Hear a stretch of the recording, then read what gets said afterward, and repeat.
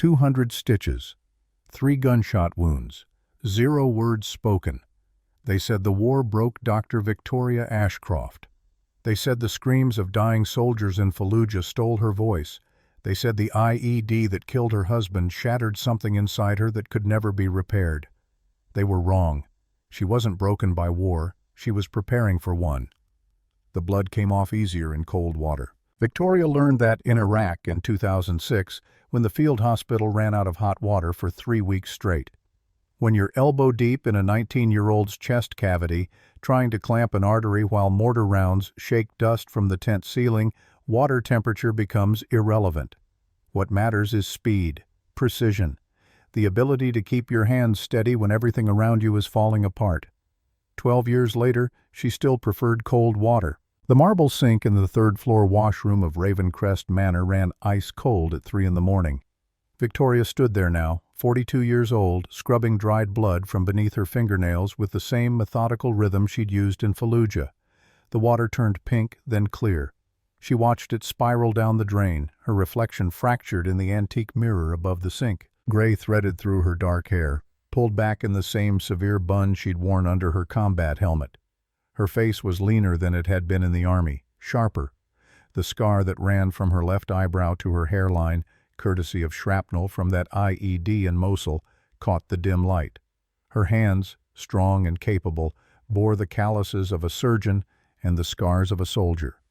She looked exactly like what she was, a woman who had seen too much death and learned to live with it. What the mirror didn't show was the secret she'd kept for 8 years. Victoria dried her hands on a linen towel, moving with the silent efficiency of someone who had spent nearly a decade perfecting invisibility. No wasted movements, no unnecessary sounds. In this house of monsters, silence wasn't just survival, it was strategy. She descended the servants' staircase as the grandfather clock in the main hall struck 3:30. The manor slept around her, or pretended to. Vampires didn't truly sleep, she'd learned. They simply went still, conserving energy during daylight hours when their power waned. But at night, Ravencrest Manor breathed with predatory awareness. The Gothic estate sprawled across 12 acres of Vienna's outskirts, hidden behind iron gates and older magic. Built in 1743, it had served as a fortress, a palace, a hospital during World War II, and for the last century, the seat of Lord Nikolai Draven's power.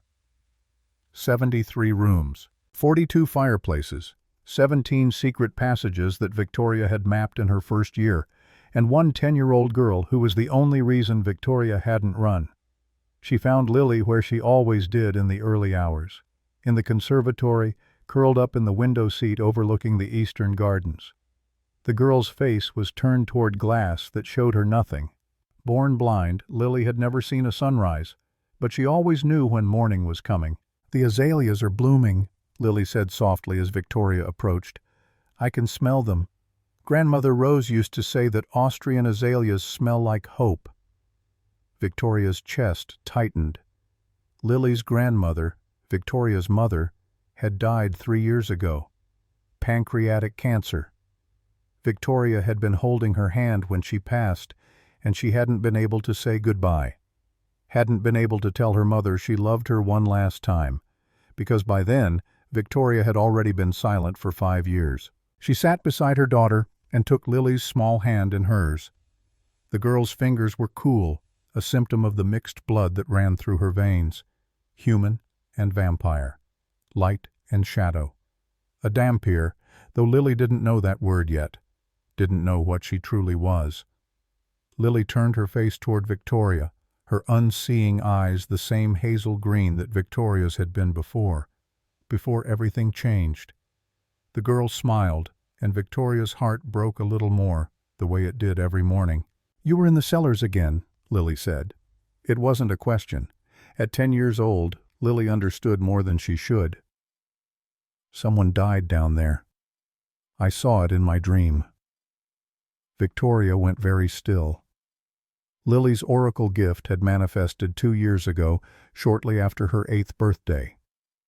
At first, Victoria had thought it was just a child's imagination, dreams of shadows and whispers, premonitions that could be explained away as coincidence. But the visions had grown stronger, more specific, more accurate. 3 weeks ago, Lily had dreamed of a fire in the East Wing. 2 days later, a candle had fallen in Lord Draven's study, nearly burning down the library. Last week, she'd seen a car accident on the Ringstrasse. The next morning, a delivery truck had crashed exactly where Lily had described. And last night, she'd dreamed of death in the wine cellars. Victoria pulled out the small leather notebook she carried, her voice, her only way to communicate. She wrote quickly, "What did you see?" Lily's brow furrowed, the way it always did when she reached back into her visions. "A man, young. He was scared. There were teeth, so many teeth. And then nothing, just empty." She shuddered. "He's still down there, Mama, his body. They haven't found him yet." Victoria's jaw clenched. She'd been in the cellars an hour ago, checking the donor holding area. The council required Lord Draven to maintain a stable of human donors, volunteers who provided blood in exchange for money and protection. It was supposed to be regulated, safe. But she'd found Marcus Reiner, 23 years old, student visa from Berlin, lying in the corner of the wine cellar with his throat torn out. Not a clean feeding. Not the precise, almost surgical bite marks that Lord Draven's people left. This had been savage, desperate, the work of a young vampire who'd lost control, or an old one sending a message. Victoria had documented everything. Photographs on her phone, measurements of the bite radius, time of death estimated at 2:47 a.m. based on body temperature. She'd covered him with a sheet and locked the cellar, then scrubbed the blood from her hands. And she couldn't tell anyone. Because Dr. Victoria Ashcroft, the mute medic hired 8 years ago to provide discreet health care for Ravencrest Manor's unusual residents, wasn't supposed to investigate, wasn't supposed to ask questions, wasn't supposed to do anything except treat wounds, prescribe medication, and remain invisible. Speaking would break her cover, and breaking her cover would get both her and Lily killed. She wrote, "Stay in your room today. Don't leave for any reason." Lily's face fell. "Is it bad?" Victoria hesitated, then nodded once. "Worse than the fire?" Another nod. Lily bit her lip, then squeezed Victoria's hand. "Be careful, Mama. I dreamed about you too. There's something coming. Someone.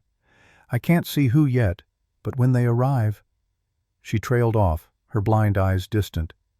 "Everything changes." The letter arrived at dawn. Mrs. Helena Frost, the head housekeeper who'd run Ravencrest Manor for 60 years, brought it to the staff dining room during breakfast. The older woman's face, artificially preserved at what appeared to be 58, though Victoria knew she was actually 280, was carefully neutral. But her hands trembled slightly as she set the cream envelope on the table. "Lord Draven returns tonight," she announced to the assembled staff. "After 5 years abroad, he's coming home." The room erupted in whispers. Victoria sat perfectly still at the far end of the table, a cup of black coffee cooling in front of her, and watched the reactions. Thomas, the day butler, looked relieved. The young man had been struggling to manage the estate in Lord Draven's absence, and the weight showed in the gray, threading his temples, despite being only 34. Katerina and Sophia, the twin housemaids from Prague, looked terrified. They'd been hired during Draven's absence and had never met the master of the house. James Whitmore, the estate manager and only other human on staff besides Victoria, frowned into his tea. At 67, he was a Vietnam veteran who'd seen enough in his life to recognize when bad news wore a fancy envelope. And Mrs. Frost's expression was harder to read. Satisfaction, perhaps, or anticipation. Victoria filed that away. She'd learned to read people in Iraq. When words were your only warning before an IED exploded or a friendly local turned hostile, you got very good at reading faces, body language, the tiny tells that separated truth from lies. Mrs. Frost was lying about something.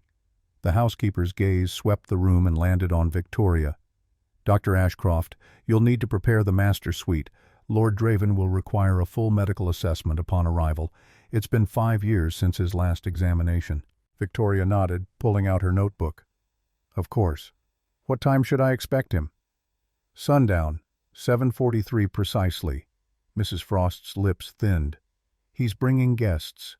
3 members of his inner circle. We'll need to prepare the West Wing guest suites as well. More vampires. Victoria's stomach tightened, but her face remained impassive. She wrote, "How many donors will be required?"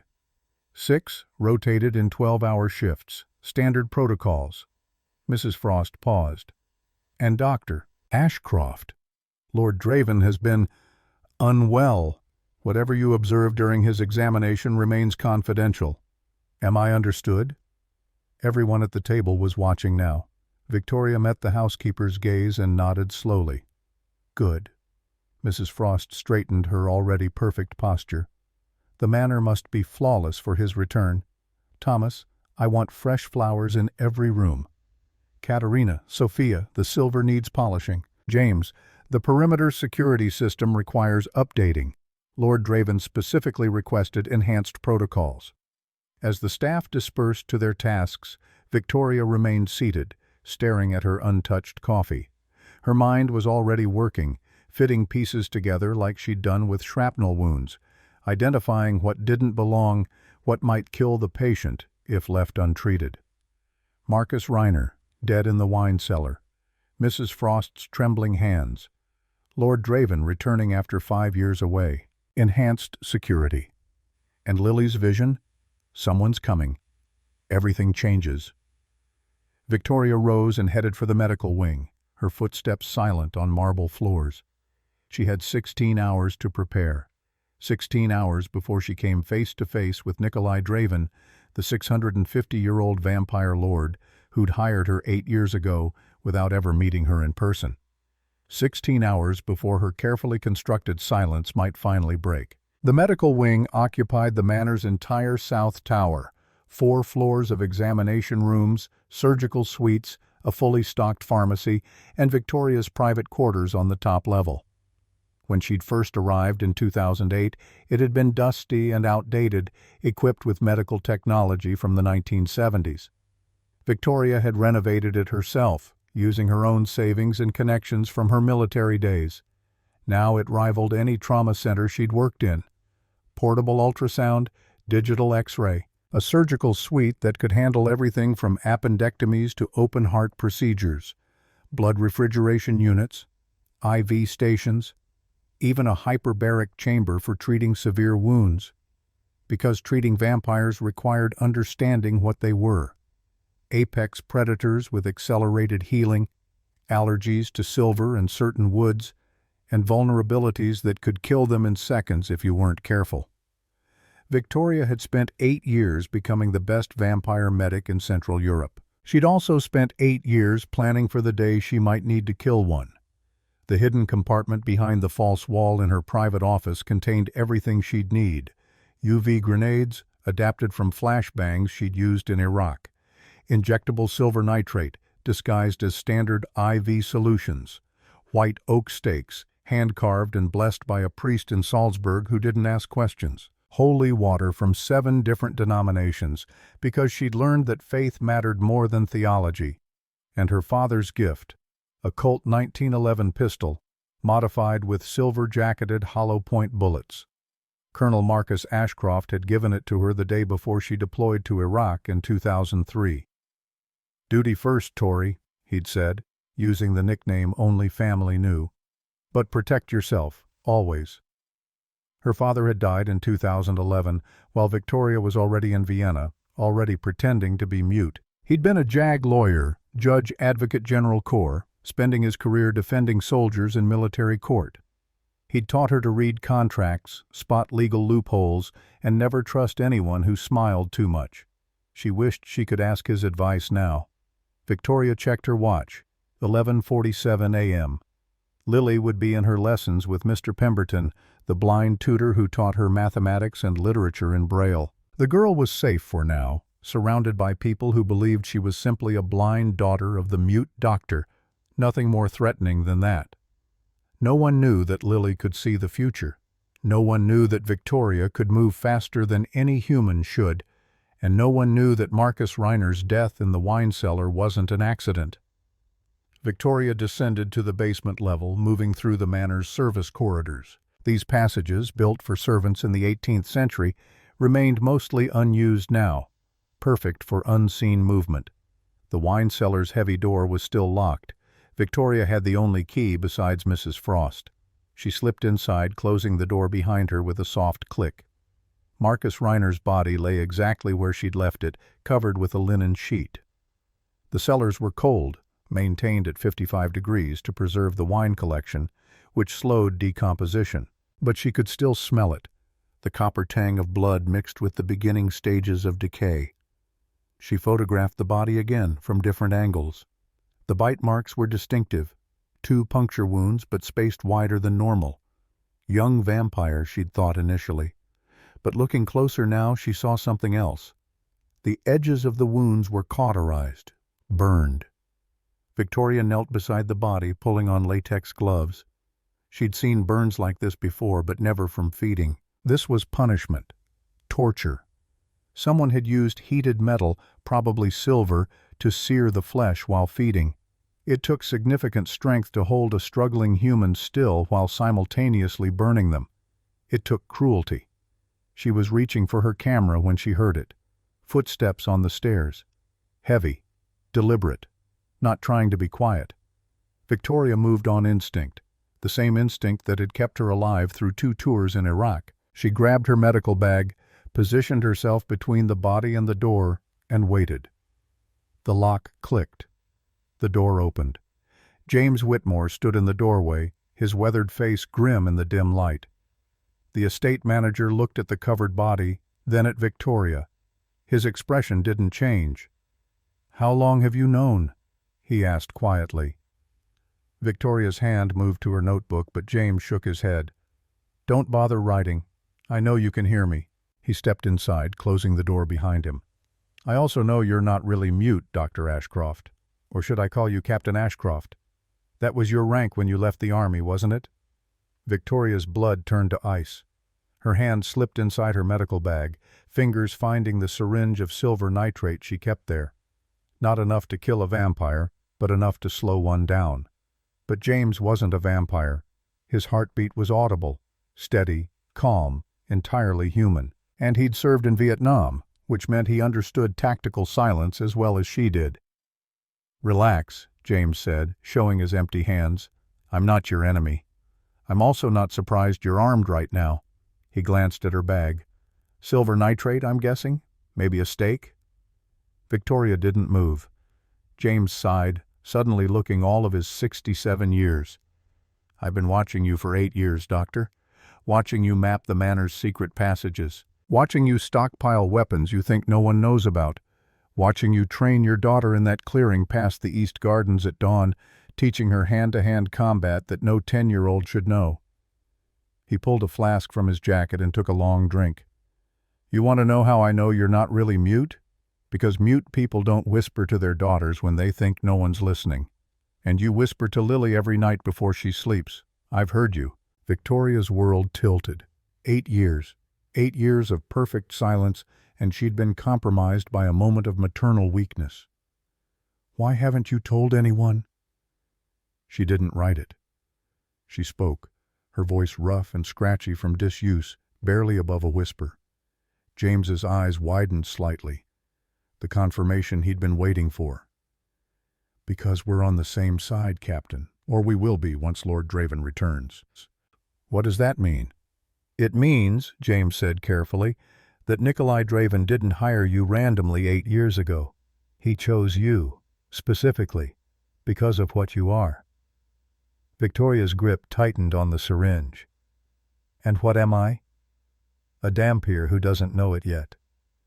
James met her eyes. "Your father was human, Colonel Marcus Ashcroft, JAG Corps. Your mother was human, Rose Ashcroft, librarian. But your grandmother—" He paused. "Your grandmother was something else, and Nikolai knew her, a long time ago." The floor seemed to drop away beneath Victoria's feet. "That's impossible." "Is it? You've never questioned how you survived wounds in Iraq that should have killed you? How you can see in darkness better than your squad mates?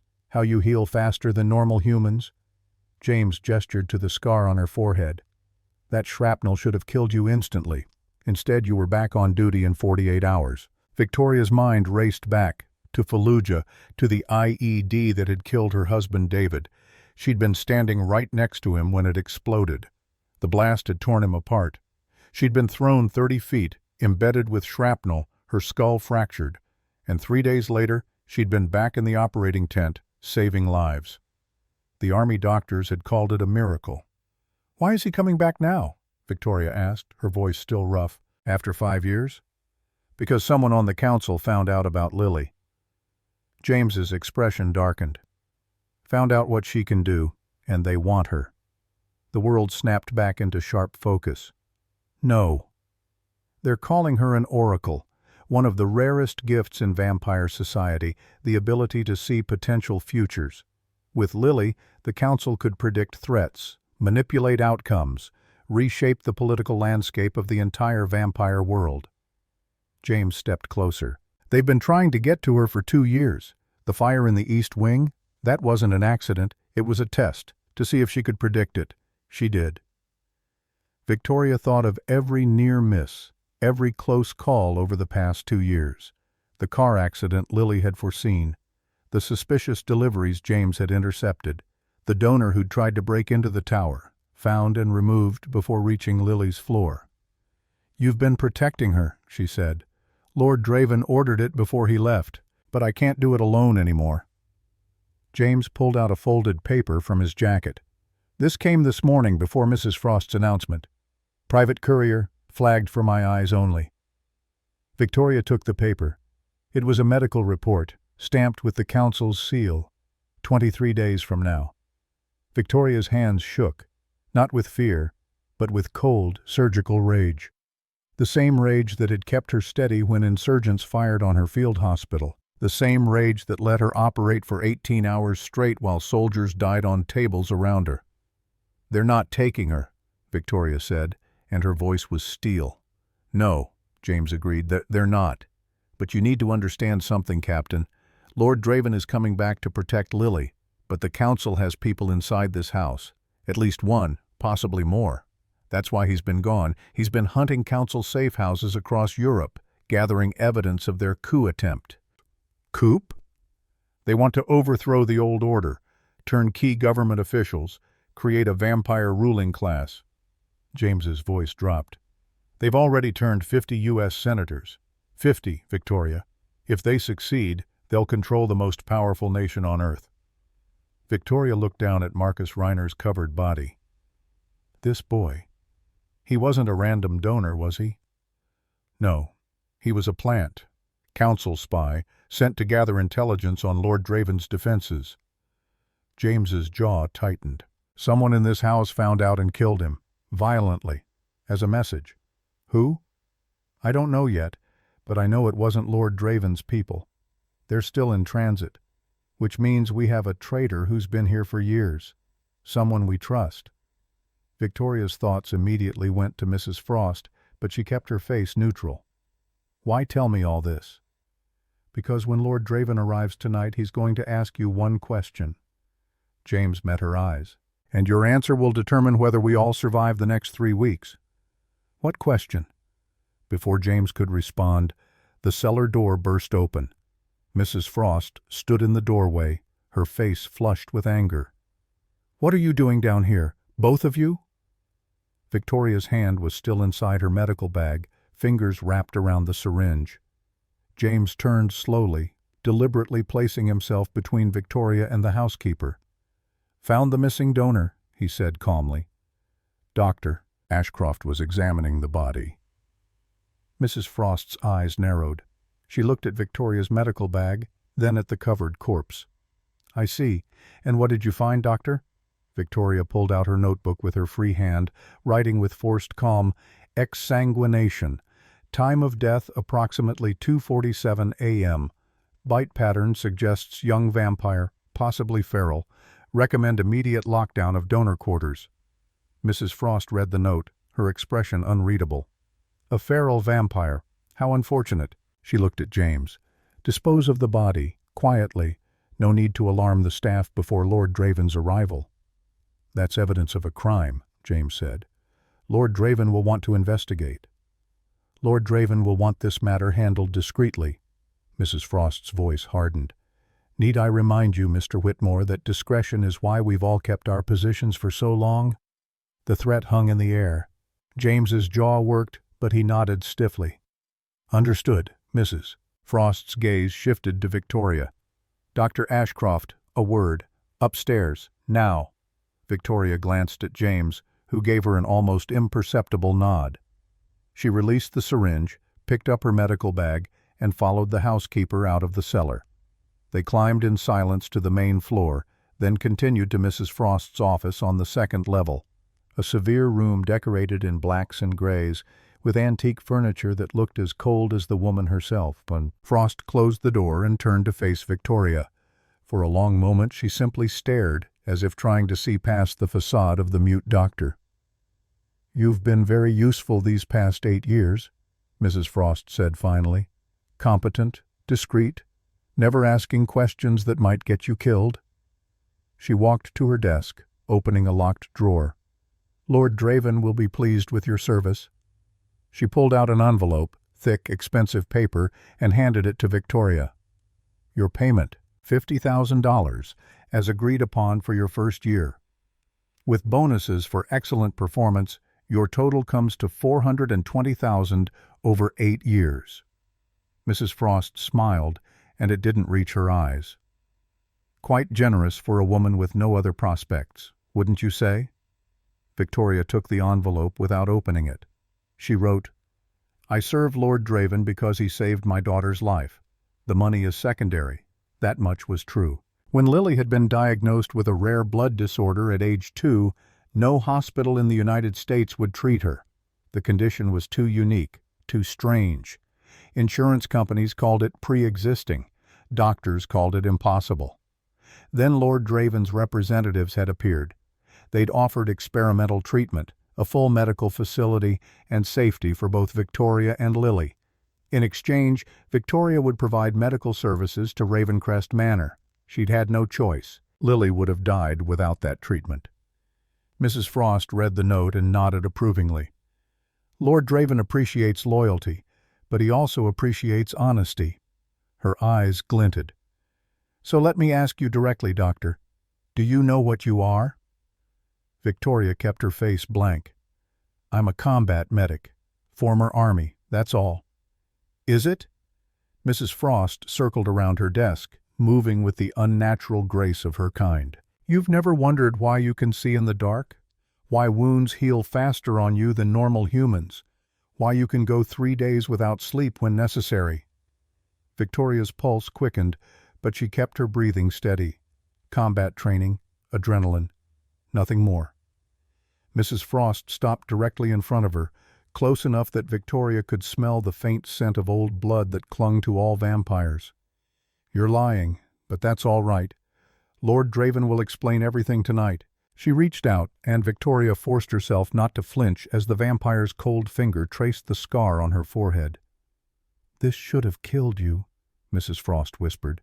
"But it didn't, because you're not entirely human, Dr. Ashcroft. You never were." Victoria's mind screamed at her to move, to defend herself, but she remained frozen, waiting. 7:43 tonight, Mrs. Frost said, stepping back. "Master Suite. Don't be late." She was being dismissed. Victoria nodded and turned for the door. "Oh, and Doctor," Mrs. Frost called, "bring your daughter. Lord Draven has specifically requested to meet her." Victoria's hand froze on the doorknob. She turned back slowly and wrote with hands that wanted to shake. "Why?" Mrs. Frost's smile widened. "Because, my dear, your daughter is the reason he's coming home." Victoria found Lily in the conservatory again, sitting with Mr. Pemberton as he read aloud from a Braille copy of The Count of Monte Cristo. The elderly tutor's voice was gentle, practiced, but Lily's face was troubled. She looked up as Victoria entered, her blind eyes somehow finding her mother's position exactly. "Mama? You're scared. I can feel it." Mr. Pemberton stood, gathering his books. "I'll return tomorrow, Miss Lily. Practice your sums." He nodded to Victoria and left quietly. The moment they were alone, Lily spoke again. "The vision from this morning. It's getting clearer." Victoria sat beside her daughter and pulled out her notebook, but Lily shook her head. "You can talk to me, Mama. I won't tell. I've never told." Victoria's breath caught. "How long have you known?"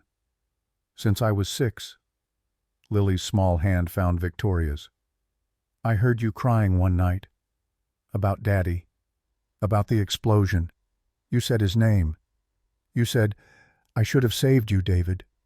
Tears burned Victoria's eyes. She'd thought she'd been alone that night, in the darkest hours when grief overwhelmed her carefully maintained silence.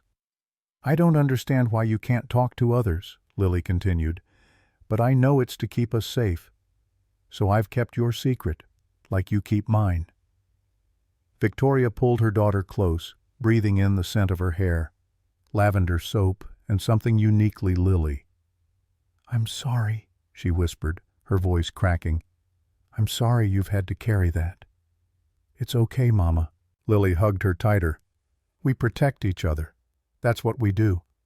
They sat like that for a long moment before Victoria pulled back. "The vision. What did you see?" Lily's face grew distant, the way it always did when she reached into that other sight. "A man. Old, but not old. He has eyes like winter, cold and pale. He's coming here tonight." "Lord Draven." "Yes, but he's not the danger." Lily's brow furrowed. "There's someone else, someone close. I can see them standing in shadows, watching, waiting. They've been waiting for years." "Who?" "I can't see their face, but I can see what they want." Lily's voice dropped to a whisper. "They want me. They want to use what I can do. And they'll kill you to get me." Victoria's jaw set. "That won't happen." "I saw it, Mama. I saw you fighting. I saw blood. I saw—" Lily's voice broke. "I saw you stop moving." "Visions aren't certainty," Victoria said firmly. "They're possibilities. And I'm very good at changing possibilities." She cupped Lily's face in her hands. "Do you trust me?" "Always." "Then trust this. I will not let anyone take you. Not the Council. Not Lord Draven. Not anyone." Victoria's voice hardened with military precision. "I've survived 2 tours in Iraq, an IED blast, and 8 years in a house full of vampires. Anyone who wants to hurt my daughter will have to go through me first." Lily smiled weakly. "That's what scares me. Because in my vision, someone does." The sun set at 7:38 p.m. Victoria stood in the master suite with Lily beside her, both of them dressed simply. Victoria in her usual dark slacks and white medical coat, Lily in a blue dress that matched her unseeing eyes. The room around them was immaculate, prepared to Mrs. Frost's exacting standards. Victoria's medical bag sat at her feet, the reassuring weight of the syringe and her father's pistol hidden inside. She'd positioned herself with her back to the window, giving her clear sight lines to both entrances and the exit to the private balcony. Old habits from Iraq. Never let anyone get between you and your escape route. At 7:43 precisely, the door opened. Lord Nikolai Draven entered his suite for the first time in 5 years, and Victoria's breath caught despite herself. The historical paintings didn't do him justice. They showed a stern-faced aristocrat with dark hair and pale eyes, always dressed in period clothing, 18th century coat and breeches, 19th century morning dress, early 20th century military uniform. But the man who walked through the door looked like he'd stepped out of a different kind of portrait. A soldier's tribute, perhaps. A memorial to the wars he'd survived. He stood approximately 6 feet tall, lean and compact like a boxer rather than a bodybuilder. His hair was black, streaked with silver at the temples, a genetic memory of the human he'd been 650 years ago. His face was angular, with the high cheekbones and strong jaw of Eastern European nobility. Scars crossed his neck and disappeared beneath his collar, old wounds that had healed but left their mark. But it was his eyes that stopped Victoria's heart. They were pale blue, so light they looked almost white in certain angles. Winter eyes, Lily had said, cold eyes, but not cruel. Tired. That was the word. He looked profoundly, eternally tired. He wore simple clothing, dark jeans, a black sweater, combat boots. Practical. Military. The clothes of someone who'd been traveling hard and sleeping rough. 3 people followed him into the room. A tall woman with silver hair and predator's grace. A stocky man with a beard and intelligent eyes. And a younger vampire who moved with the nervous energy of someone relatively new to immortality. But Draven's attention fixed immediately on Victoria and Lily. He stopped 3 feet away, his eyes scanning Victoria's face with an intensity that made her want to step back. Then his gaze dropped to Lily, and something shifted in his expression. Softness, recognition, grief. "You have your great-grandfather's eyes," he said quietly. Lily's hand tightened in Victoria's. The girl tilted her head, her blind gaze somehow finding his face. "You knew him?" "I knew him." Draven's voice carried centuries of weight. "Michael Draven. He died on a beach in Normandy, June 6, 1944. D-Day. He was 20 years old and the bravest soul I've ever known." Victoria's world tilted. Michael Draven. Her husband David's grandfather. The man who'd raised him after David's parents died. The war hero who'd saved 17 Jewish refugees from a train bound for Auschwitz, who'd held a position against Nazi machine guns long enough for his unit to evacuate wounded. The grandfather David had been named after. "That's—" Victoria's voice emerged without permission, rough and shocked. "That's not possible." Draven's winter eyes shifted to her. For a long moment he simply looked at her. Then he did something Victoria never expected. He knelt. Lord Nikolai Draven, 650-year-old vampire, master of Ravencrest Manor, knelt on the floor in front of a 10-year-old blind girl and a combat medic who'd been pretending to be mute. "Forgive me," he said, and his voice cracked. "I failed Michael. I wasn't fast enough to reach him before the bullets did. I've carried that failure for 72 years. He looked up at Lily. "But you're his legacy, his blood, and I will not fail you." Lily's lip trembled. "You're my family?" "Your great-great-grandfather, if we're being technical, though I look younger than your mother." A ghost of a smile crossed his face. "Vampire biology is complicated." Victoria's mind raced, trying to process. David's grandfather Michael had been Dhampir, half vampire, which meant David had been, and Lily was. "You didn't know," Draven said, reading her expression. He rose to his feet with liquid grace. "Your husband never told you what he was, what you were, because the council was hunting his bloodline." His jaw clenched. "I thought I'd hidden them all. I thought Michael's descendants were safe, scattered across continents with new identities. But the council found David anyway." Victoria's legs went weak. "The IED in Mosul, that wasn't an accident." "No." Draven's voice was gentle but firm. "It was an assassination. David was investigating strange deaths among local civilians, vampires feeding without discretion, violating the treaty we have with human governments. He got too close to the truth.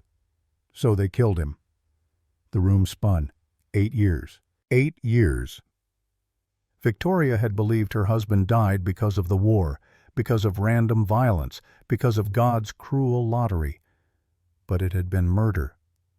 Why? The word tore from her throat. Why kill him? Because he was Dhampir, because he carried my blood, and because— Draven glanced at Lily. He had a daughter who inherited something the council wants very badly. "My sight," Lily whispered. "Your oracle gift. The ability to see probability streams, potential futures." Draven's expression darkened. "There are perhaps 5 true oracles in the entire world. The council has hunted them all, trying to control them, use them to predict threats, manipulate outcomes." He looked directly at Victoria.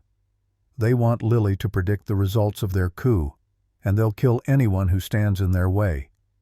Victoria's hand slipped into her medical bag, fingers finding her pistol.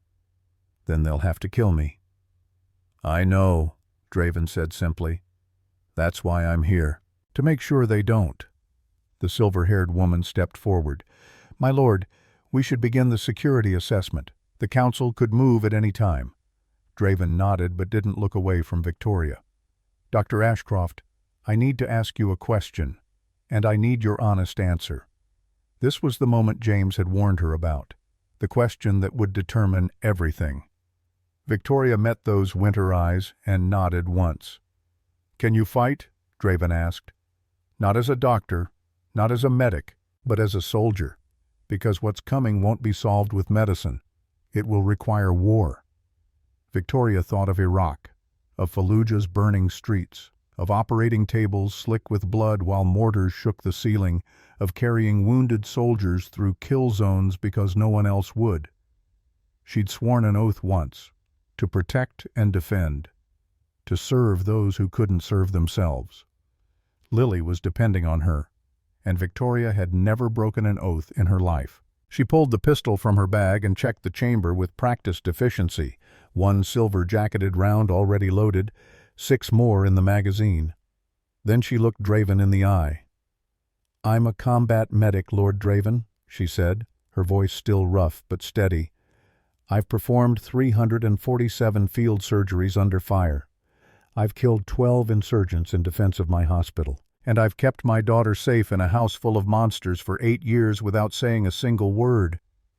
She raised the pistol, not pointing it at anyone, just showing she knew how to hold it. So yes, I can fight. Draven's expression didn't change, but something flickered in those winter eyes. Respect, perhaps, or recognition. Good, he said. Because Lily just had another vision, didn't she? I can see it in her face.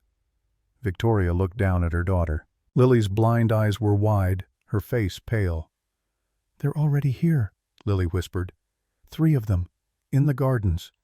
They're coming for me right now. As if on cue, the window exploded inward. 3 figures in black tactical gear crashed through the glass, moving with vampire speed. 1 went for Draven, 1 went for the silver-haired woman, and the third, a young male vampire with wild eyes, went straight for Lily. Victoria didn't think. She moved. 8 years of silence shattered in a single moment as Dr. Victoria Ashcroft became captain. Victoria Ashcroft once more. She threw herself between the attacker and her daughter, her body moving with speed that no normal human possessed, the speed of Dampier reflexes finally unleashed. Her pistol came up. She fired twice, center mass, just like training. The silver bullets hit the vampire in the chest. He screamed, a sound of pure agony, and stumbled backward. Not dead. It took a headshot or heart shot to kill a vampire, but hurt. Victoria didn't give him time to recover. She dropped the pistol, grabbed a scalpel from her medical bag with her left hand, and drove it into his throat with surgical precision. The blade was silver-plated, blessed, and sharp enough to sever the carotid artery. Black blood sprayed across her white coat. The vampire collapsed, clawing at his throat. Within seconds his body began to desiccate, skin turning gray, then black, then crumbling to ash. Victoria stood over the remains, breathing hard, scalpel still in her hand. The entire room had gone silent. Draven stared at her, his expression caught between shock and something else. Admiration, perhaps. The silver-haired woman had the second attacker in a chokehold, snapping his neck with casual efficiency. The bearded man stood over the third attacker's staked body, looking grim. And Lily, brave, beautiful Lily, stood exactly where Victoria had left her, trembling but alive. "Mama?" Lily's voice was small. "You moved so fast." Victoria dropped the scalpel and pulled her daughter close. "I know, baby. I'm sorry. I'm so sorry." "Don't be." Lily buried her face in Victoria's chest. "You saved me." Draven approached slowly, carefully, as if approaching a wounded animal. "How long have you known what you are?" "I didn't." Victoria's voice shook, not with fear but with adrenaline come down. "Not until tonight. James said my grandmother—" "But I thought he was wrong." "He wasn't." Draven gestured to the vampire ash on the floor. "That reaction time, that speed, that's not human, Dr. Ashcroft. You're vampire. Quarter vampire, most likely. It usually skips a generation or two, expressing randomly. Victoria looked at her hands, still steady despite everything, still holding her daughter. My grandmother never said anything. She probably didn't know either. The gift can lie dormant for decades. Draven's voice softened. But it's awake now, and the council knows it, which is why they sent assassins tonight.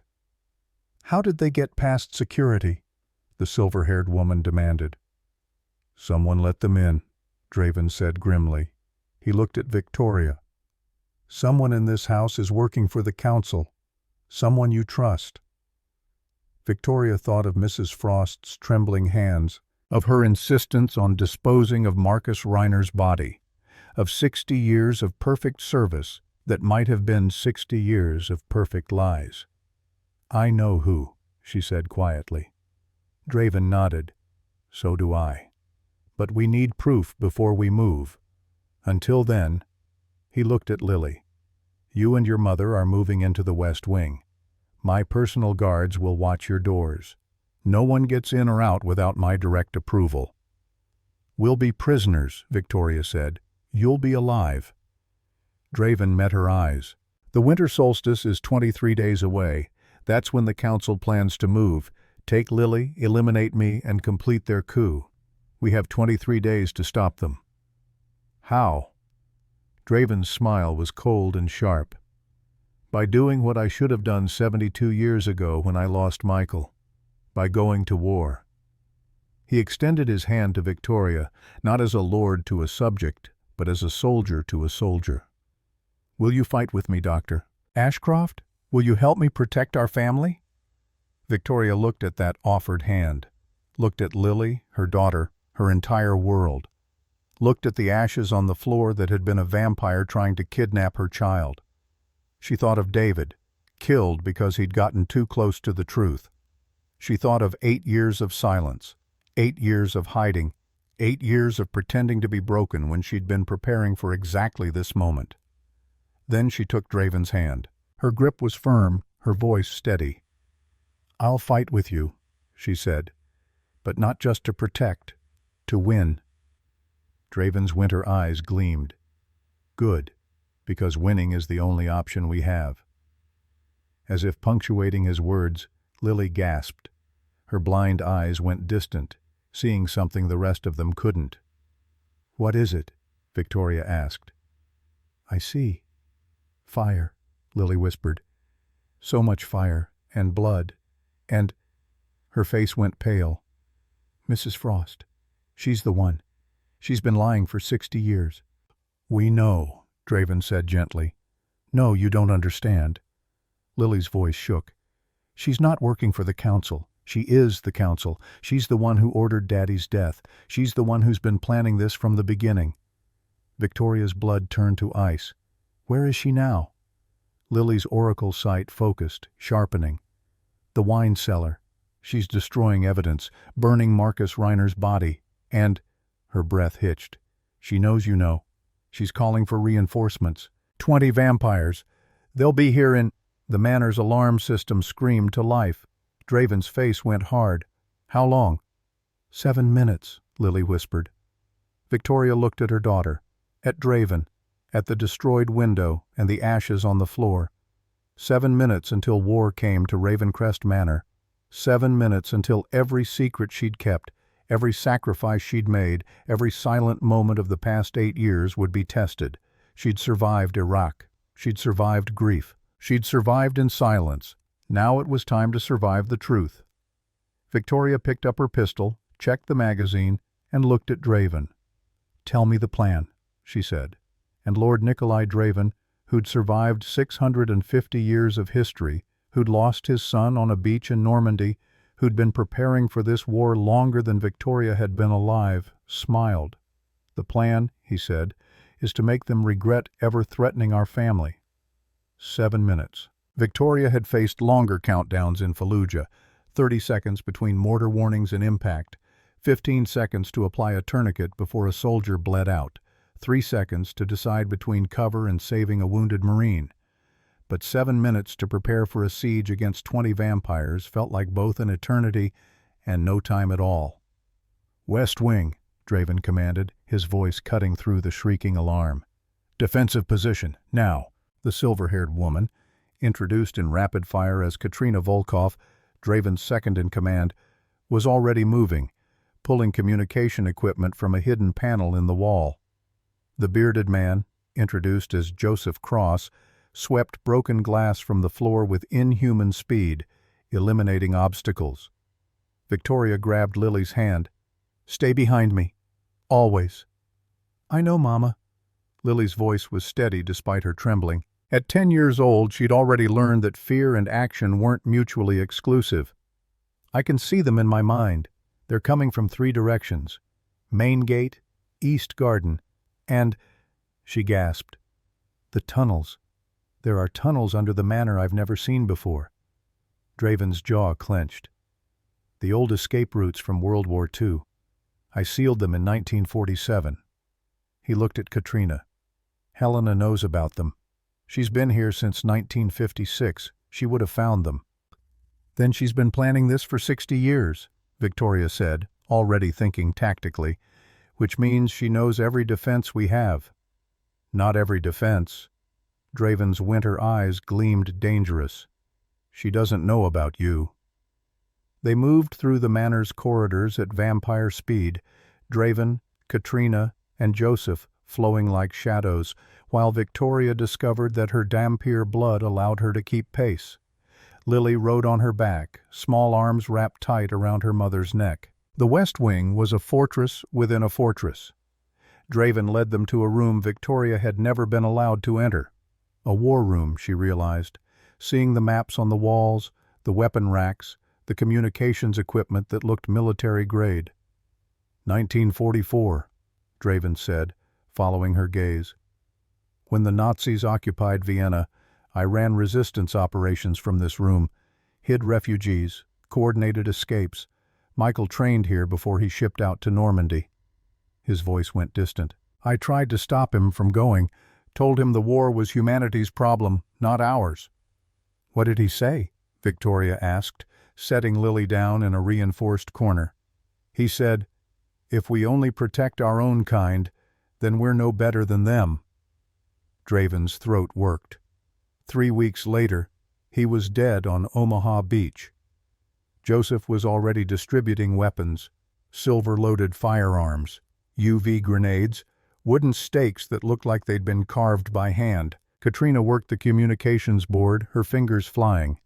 6 minutes, she announced. "Main force approaching from the north. Estimated 20 hostiles, heavily armed. But I'm picking up another signature. 50 vampires, 2 miles out and closing. Reinforcements." Victoria's stomach dropped. 50? The council isn't taking chances. Draven checked a pistol that looked older than the United States. "They want Lily badly enough to risk open war. That tells me something." "What?" "That whatever coup they're planning, they need an oracle's sight to succeed. Without Lily, they're flying blind." He looked at Victoria's daughter, his expression softening. "Which means she's the most valuable person in this fight, and the most vulnerable." Lily spoke up from her corner, her voice small but clear. "I can help. My visions are exactly why you're staying in this room," Victoria said firmly. She knelt beside her daughter. "Baby, I need you to do something for me, something hard." "What?" "No matter what you hear out there, gunfire, screaming, me shouting, you stay here. You don't open this door for anyone except me, Lord Draven, Katrina, or Joseph. Not Mrs. Frost, not James, no one else. Understood?" Lily's lip trembled. "What if something happens to you?" Victoria cupped her daughter's face. "Then Katrina will get you out through the escape tunnel. There's a car waiting 3 miles north, fueled and ready. Joseph knows the route." She looked up at Draven. "You arranged that, didn't you?" "The day I hired you 8 years ago." Draven's voice was quiet. "I've been preparing for this fight since the day the council killed your husband." The alarm changed pitch, a different warning. "Perimeter breach." 4 minutes, Katrina said.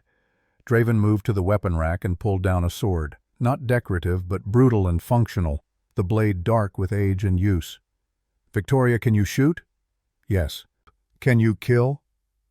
She thought of the vampire she'd just turned to ash, thought of insurgents who'd tried to overrun her field hospital, thought of what she'd do to anyone who tried to hurt Lily. Yes. Good. He handed her a tactical vest, Kevlar reinforced with silver mesh. Because in about 3 minutes, we're going to war. They made their stand in the manor's grand entrance hall, a deliberate choice. The high ceiling gave Draven's people the advantage of vertical mobility.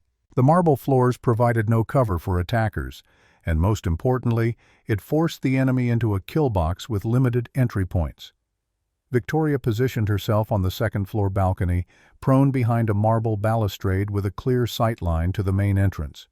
The rifle Draven had given her was loaded with silver core rounds, semi-automatic, with a scope she'd zeroed in 30 seconds. Old muscle memory from Iraq, some skills you never forgot. Katrina held the east corridor, twin pistols in hand, her silver hair pulled back in a severe bun. Joseph guarded the west approach, a massive war axe resting on his shoulder like it weighed nothing. And Draven stood in the center of the hall, sword in hand, looking every inch the warlord he'd been for 6 centuries. The main doors exploded inward. 20 vampires poured through, not the shambling monsters of Hollywood, but tactical operators moving with military precision, body armor, helmets, assault rifles loaded with wooden rounds designed to incapacitate vampires. Victoria's training kicked in. She didn't aim for headshots. Too small, too risky. Center mass, controlled pairs. Breathe, squeeze, follow through. Her first shot took a vampire in the chest.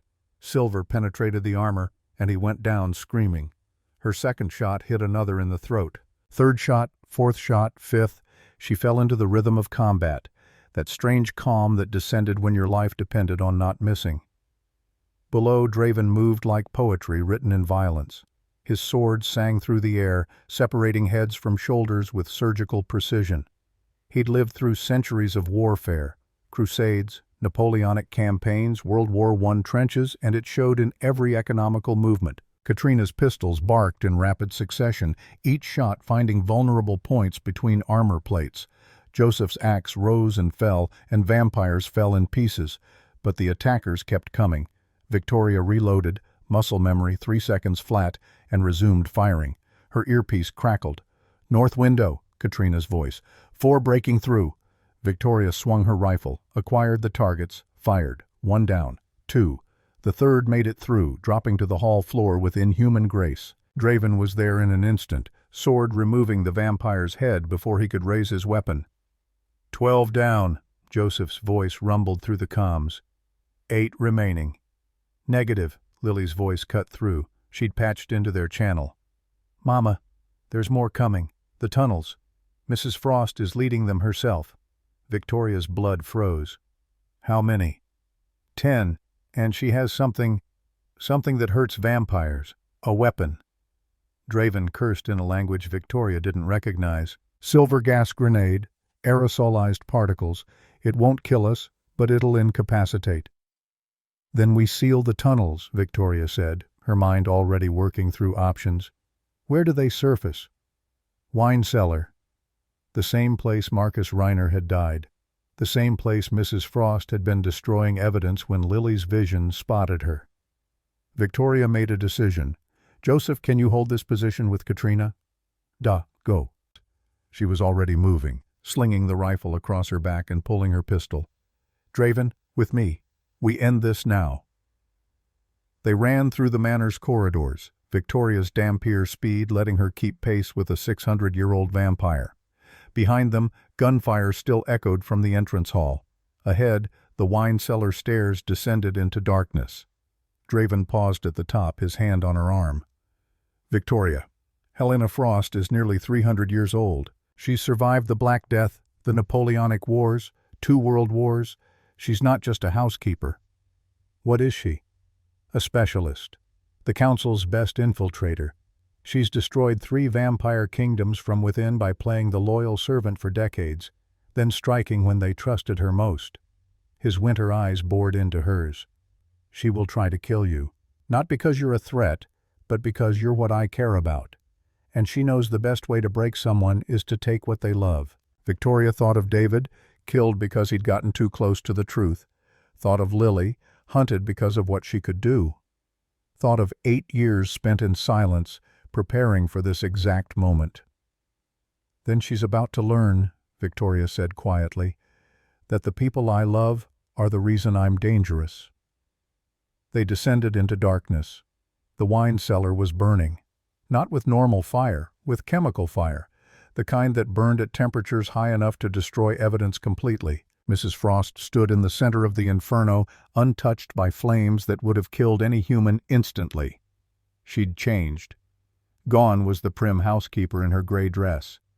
Now she wore tactical gear, her silver hair loose around a face that no longer bothered to hide its predatory nature. 10 vampires flanked her. Her personal guard, Victoria realized.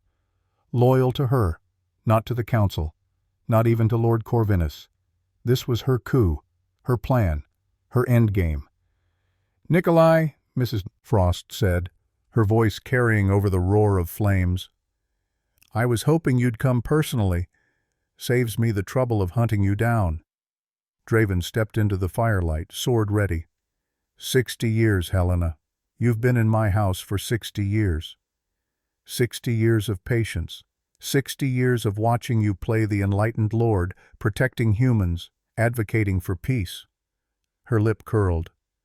"You're weak, Nikolai.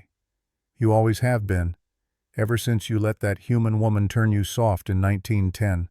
Isabel didn't make me weak. She made me remember what it means to have something worth protecting.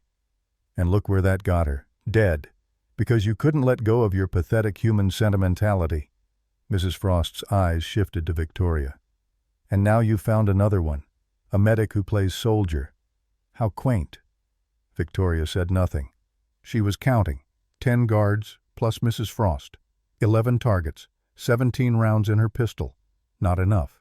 But she didn't need enough. She just needed the right one.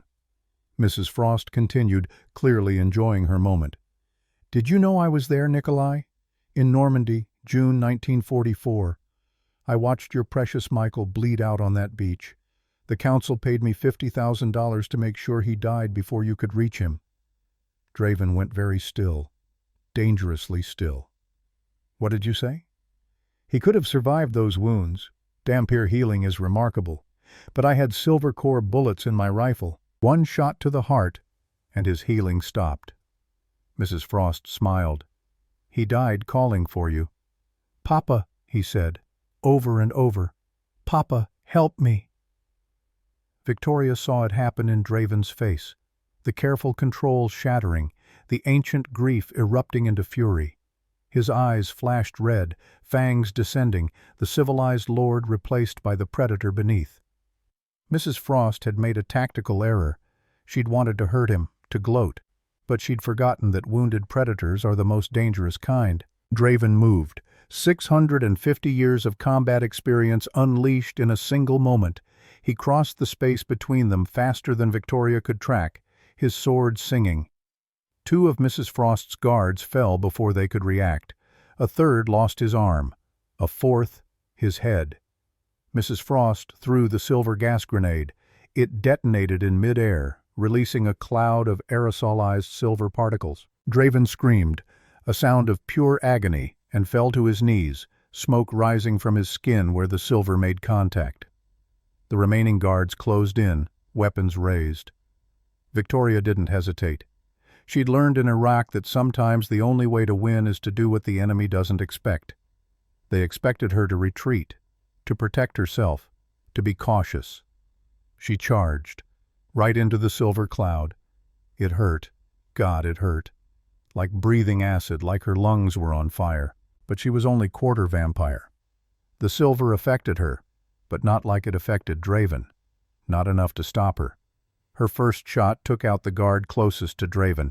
Headshot, clean kill. Her second shot shattered the kneecap of another. Third shot, fourth shot, fifth. She fired as she moved, using the silver cloud as cover because the guards couldn't see any better than she could. She reached Draven, grabbed his arm, and hauled him backward out of the cloud. He was heavier than he looked, dead weight, his skin blistered and raw. "Stay down," she commanded, then turned to face the remaining guards. 6 left, plus Mrs. Frost. Victoria's pistol had 12 rounds remaining. Her rifle on her back held 30, and she had one UV grenade on her belt, a last resort, because it would hurt Draven too. Mrs. Frost stepped forward, pulling her own weapon, a long silver knife that gleamed in the firelight. Brave. Stupid, but brave. Tell me, Doctor, Ashcroft, was it worth it? 8 years of silence, 8 years of hiding, all to end here in a burning cellar? Victoria's finger was steady on the trigger. You talk too much. She fired. Not at Mrs. Frost, at the wine rack directly above the vampire's head. The bullet shattered a support beam, and 200 bottles of vintage wine came crashing down. Mrs. Frost dodged, fast as lightning, but Victoria had counted on that. Had counted on where she'd dodge, based on the vampire's stance, her weight distribution, her natural movement patterns. Victoria's second shot caught Mrs. Frost in the shoulder. Silver bullet, silver wound. The vampire hissed in pain, stumbling. The guards rushed Victoria all at once. Classic mistake, bunching up. She pulled the UV grenade, popped the pin, and threw it behind them. "Close your eyes," she screamed to Draven. The grenade detonated with a flash of artificial sunlight. The guards screamed, their skin blistering instantly. Victoria squeezed her eyes shut but still saw the afterimage through her eyelids. When she opened them, 5 of the 6 guards were down, writhing in agony. The 6th, the one furthest from the blast, came at her with a wooden stake. Victoria didn't have time to shoot. She did what her hand-to-hand instructor in Army combatives had drilled into her. She went low, inside his reach, grabbed his wrist, and used his own momentum to drive the stake into his chest. He looked surprised for a moment before crumbling to ash. That left Mrs. Frost. The vampire stood among the burning wine and scattered bodies, clutching her wounded shoulder. Her face was a mask of fury. "You killed my entire team," she said quietly. "Do you know how long it took to assemble them? How much I paid?" "I don't care." Victoria raised her pistol, aiming for the heart. "You killed my husband. You've been hunting my daughter. You murdered an innocent boy in this cellar just to send a message." Marcus Reiner wasn't innocent. He was a spy. He was 23 years old. Victoria's voice was ice. "He had a mother in Berlin who's still waiting for him to call." Mrs. Frost laughed, bitter, cruel. "You think the council cares about mothers, about families? We're building a new world, Dr. Ashcroft. A world where vampires don't hide in shadows, begging humans for permission to exist. We'll rule openly. 50 U.S. senators have already been turned, 30 members of parliament, 12 heads of state. In 6 months, we'll control the Western world." "And you need Lily to see how it plays out," Victoria said. "To predict opposition, to game theory your coup." "Smart woman, yes. An oracle can see probability streams, potential futures. With her gift, we can predict every move our enemies make. We'll be unstoppable." "No." Victoria's finger tightened on the trigger. "You'll be dead." She fired. Mrs. Frost moved. Inhuman speed. Decades of combat experience. The bullet grazed her ribs instead of her heart. But it was enough. The silver burned, spreading through her system. Mrs. Frost stumbled, her movements slowing. Victoria fired again, and again, and again. Each shot found its mark: shoulder, chest, abdomen. Not killing shots individually, but cumulative damage. Silver poisoning, blood loss, pain. When her pistol clicked empty, Victoria didn't reload. She pulled the scalpel from her boot, the same one she'd killed the earlier attacker with, still stained with vampire ash. Mrs. Frost was on her knees now, coughing black blood. You can't win. The council has already won." "Maybe." Victoria knelt in front of the dying vampire. "But you won't see it." She drove the scalpel into Mrs. Frost's heart with surgical precision, clean, quick, professional. The vampire's eyes went wide, then empty. Her body began to crumble, 60 years of life in Ravencrest Manor reduced to ash and memory. Victoria stood, breathing hard, covered in blood and soot. Behind her, Draven was struggling to his feet, his skin already healing from the silver burns. "Is it over?" he asked, his voice rough. Victoria looked at the destruction around them.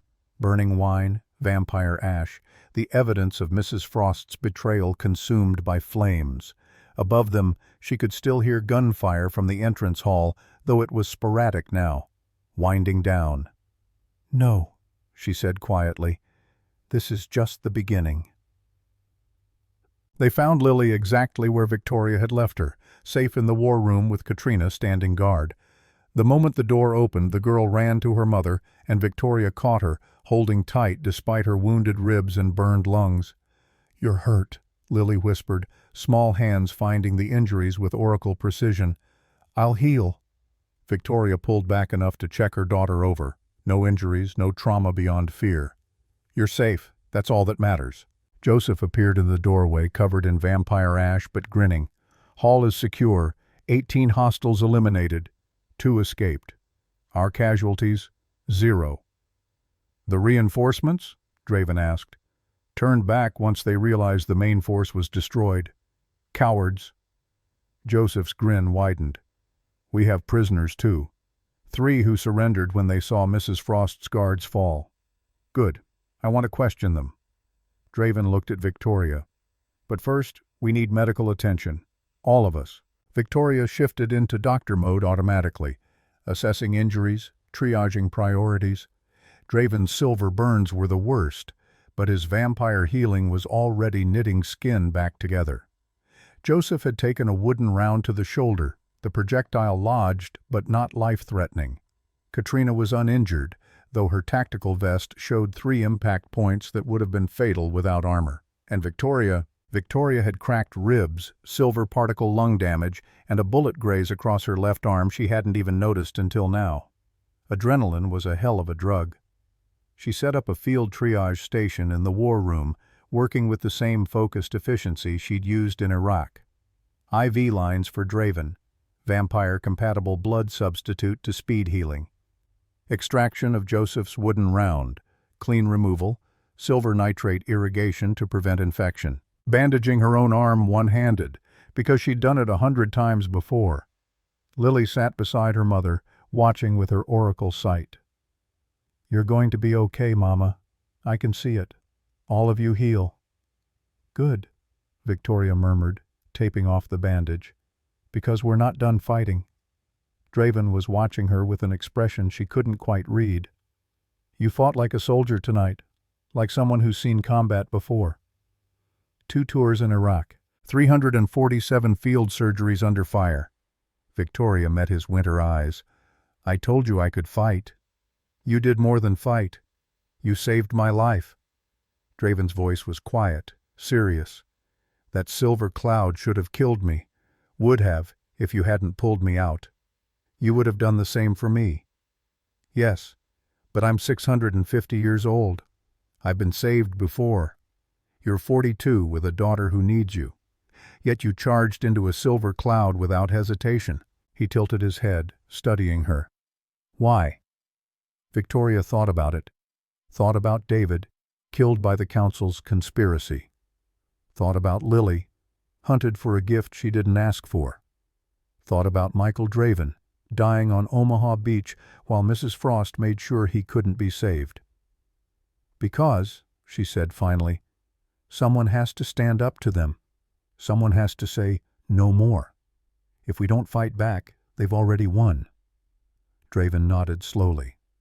Then he did something Victoria didn't expect. He removed a ring from his right hand, a simple silver band, tarnished with age, with an inscription in a language she didn't recognize. He held it out to her. "This belonged to Michael. I gave it to him the day he enlisted, 1943. It's been in my family for 400 years, a symbol of the oath we take. To protect what matters, to fight for what's right, to never surrender." Victoria looked at the ring, then at Draven. "I can't take this." "You already live by its oath. You have for years." Draven's voice was gentle but firm. "And Michael would want his granddaughter's mother to have it, would want you to know that you're family, not by blood alone, but by choice, by action." Lily's small hand found Victoria's. "Take it, Mama.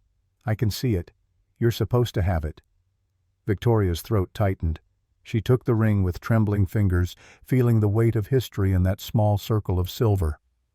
The inscription, when she looked closer, said something in Latin. Acta non verba, Draven translated. Deeds, not words. The Ashcroft family motto, Victoria whispered. My father had it engraved on his jagged core sword. Your father was a wise man. Draven smiled, and for the first time it reached his eyes. And you're his daughter. That's why I chose you 8 years ago, not just because you needed help with Lily's treatment, but because I recognized something in your service record, the same thing I saw in Michael. The willingness to stand when others run, to fight when others surrender. Victoria slipped the ring onto her right hand. It fit perfectly, as if it had been waiting for her all along. So what now? She asked. Mrs. Frost is dead, but she said the council has already turned 50 U.S. senators, 30 British MPs, 12 heads of state. If that's true, it is. Joseph's voice was grim. We've been tracking the conversions for 5 years. Started small, local politicians, judges, military officers. But in the last 6 months it accelerated. They're preparing for something big. The winter solstice, Lily said quietly. That's when it happens. I've seen it in my visions. December 21st, 3 weeks from now. They're planning a coordinated reveal. All the turned officials declare themselves simultaneously on live television in capitals around the world. Draven's jaw set. A synchronized coup. They'll frame it as evolution, as the next step in human-vampire relations. But in reality, Victoria finished, they'll have control of nuclear arsenals, military forces, and intelligence agencies. Any opposition will be eliminated before it can organize. Exactly. Draven stood, pacing. We have 3 weeks to stop them. 3 weeks to expose the conspiracy, eliminate the council leadership, and prevent this coup. How? Katrina asked. We're 4 vampires, 1 Dhampir, and a child. The council has hundreds, maybe thousands of operatives worldwide. We have something they don't, Draven said. He looked at Lily. We have an oracle who can see their moves before they make them, and we have... He turned to Victoria. We have a combat medic who just killed one of the council's best infiltrators and her entire team. Victoria shook her head. I'm not a soldier anymore. I'm a doctor. You're both. That's what makes you dangerous. Draven's winter eyes gleamed. The council expects vampires to fight like vampires. Power, speed, direct confrontation. But you fight like a human soldier. Tactically, strategically. You think 3 steps ahead because that's how you kept your patients alive in a war zone. He was right, and Victoria knew it. Her entire approach to tonight's fight had been different from the vampires. She'd used cover, controlled fire, tactical grenades. She'd fought like someone who could be killed, because for most of her life, she could be. What's the plan? She asked. Draven pulled a map from his desk, not of Vienna, but of Washington, D.C. The council is meeting in 3 days, all of them gathered in one place for the first time in 50 years. It's supposed to be secret, but I have sources. He pointed to a building marked in red. The U.S. Capitol. They're using the Senate chamber for their final planning session. That's insane, Victoria said. Meeting in the heart of the U.S. government? It's brilliant, Draven corrected. Who would think to look for a vampire conspiracy in the most public building in America? And with 50 senators already turned, they control security, access, everything. So we infiltrate, Joseph said, cracking his knuckles. Kill them all while they're gathered. No, Victoria was already thinking, her mind shifting into mission planning mode. If we kill them, we prove their point, that vampires and humans can't coexist, that violence is the only answer. We need to expose them publicly, make them reveal themselves before they're ready. How? Katrina asked. Victoria looked at Lily. Can you see their plan? The details of how they're going to reveal themselves on the solstice? Lily's blind eyes went distant, focusing on futures that hadn't happened yet. I see. Cameras. So many cameras. They're planning a joint session of Congress, State of the Union style, but emergency session. The turned senators will reveal themselves live on C-SPAN, in front of 200 members of Congress and 50 million viewers. "Can you see who's turned and who's human?" Victoria asked. "Yes, I can see their futures. The vampires' futures go on for centuries. The humans don't." Lily's brow furrowed. "But there's something else. A speech. Lord Corvinus is going to give a speech explaining why vampire rule is evolutionary necessity. He's very convincing. In most futures I see, the public accepts it. They're scared at first, but then they agree." Victoria's blood ran cold. "Propaganda. They're going to frame it as beneficial. Vampires protecting humanity, vampire leadership preventing war, vampire resources solving poverty. And anyone who opposes becomes anti-evolution," Draven said bitterly. "They'll be silenced, marginalized, eliminated. Within a generation, questioning vampire authority will be unthinkable. Unless," Victoria said slowly, "we expose the conspiracy before they can control the narrative, show the public what they've been doing, the murders, the manipulations, the coup planning, make it impossible for them to claim moral high ground." Katrina leaned forward. "You're talking about breaking into the U.S. Capitol during a session of Congress with security controlled by 50 vampire senators to expose a conspiracy that will make us look like the monsters." "Yes, that's suicide. It's the only option we have." Victoria looked at each of them in turn. "We have 3 weeks to gather evidence, plan the infiltration, and execute. It's not enough time, but it's what we've got." Draven studied her face for a long moment. Then he smiled, a real smile, warm and genuine. "You know what I see when I look at you, Victoria? I see my son. Michael had the same expression when he told me he was enlisting. That absolute certainty that he was doing the right thing, even if it killed him." "Did it?" Victoria asked quietly. "Kill him? Yes.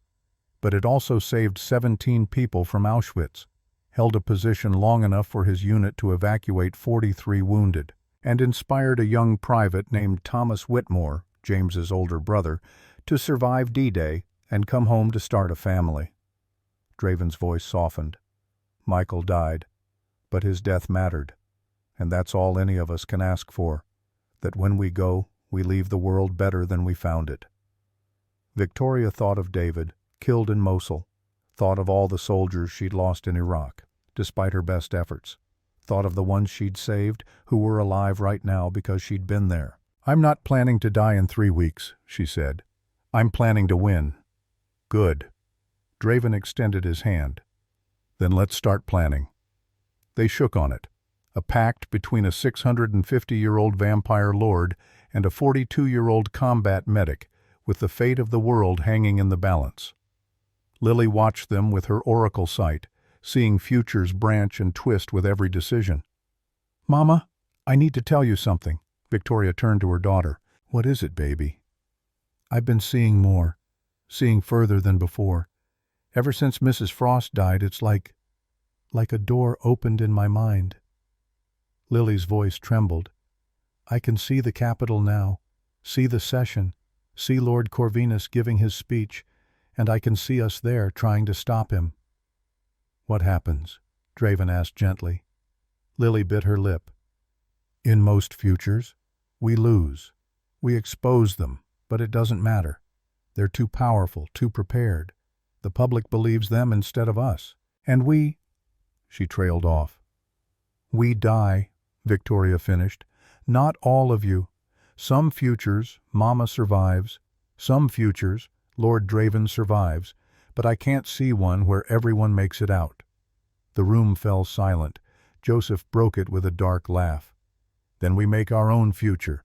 The oracle sees what is probable, yes? Not what is certain." "That's right," Lily said. "Nothing is certain until it happens. That's why they want me, to make the uncertain more predictable. But prediction isn't control." Victoria knelt in front of her daughter. "Can you see what needs to change? What would make the difference between losing and winning?" Lily's oracle sight focused, sharpening. Her blind eyes saw past the present into possibilities and probabilities. "I see evidence." We need evidence they can't refute. Not just testimony, but proof. Medical records of the transformations, financial records of the payments, video of the council meetings where they planned this. Mrs. Frost kept records, Victoria said suddenly. 60 years of records. She was meticulous. I saw her office, saw her files. She documented everything. Where? Draven demanded. I don't know, but if she followed standard operational security, which she would given her background, she'd keep backups. Multiple locations, encrypted, accessible only to her. Katrina was already moving to the computer terminal. If we can access her financial accounts, we can trace data storage payments. Cloud servers, safety deposit boxes, dead drops. She had an offshore account, Victoria remembered. James showed me evidence. $500,000 per month from Lord Corvinus. That's $6 million per year, Joseph calculated. For 60 years, that's $360 million. Even for the council, that's significant expenditure. Draven's face was grim, which means she was more than just a spy. She was the architect of something bigger. Victoria's mind raced, connecting pieces. The conversions. 50 senators don't just agree to become vampires overnight. Someone had to vet them, approach them, convince them. Someone who understood humans, who could blend in, who they'd trust. A housekeeper, Katrina said quietly. Someone invisible. Someone who's been in powerful homes for decades, learning their secrets, their vulnerabilities. How many households has Mrs. Frost worked in? Victoria asked. Draven went very still. I don't know. She came to me in 1956 with impeccable references from 3 European noble families. I never questioned it. We need to find out, Victoria said. If she's been doing this for centuries, infiltrating vampire households, gathering intelligence, then moving to human power structures to execute, she's been building to this for longer than any of us realized. Lily gasped. I see it. I see her past. She was there when they killed your wife, Lord Draven, in 1912. She was the one who set the fire. Draven's face went white. What? She wanted you broken. Wanted you to retreat, to give up on human-vampire cooperation. But you didn't. You kept fighting. So she waited.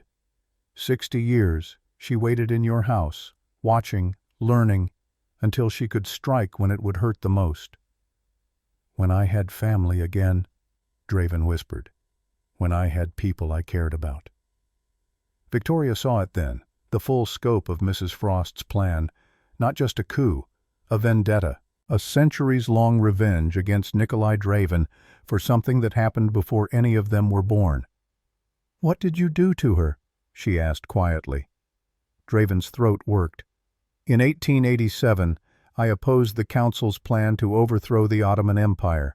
They wanted to install vampire leadership across the Middle East, control the oil that was just being discovered. I argued for cooperation instead, working with human governments, not replacing them.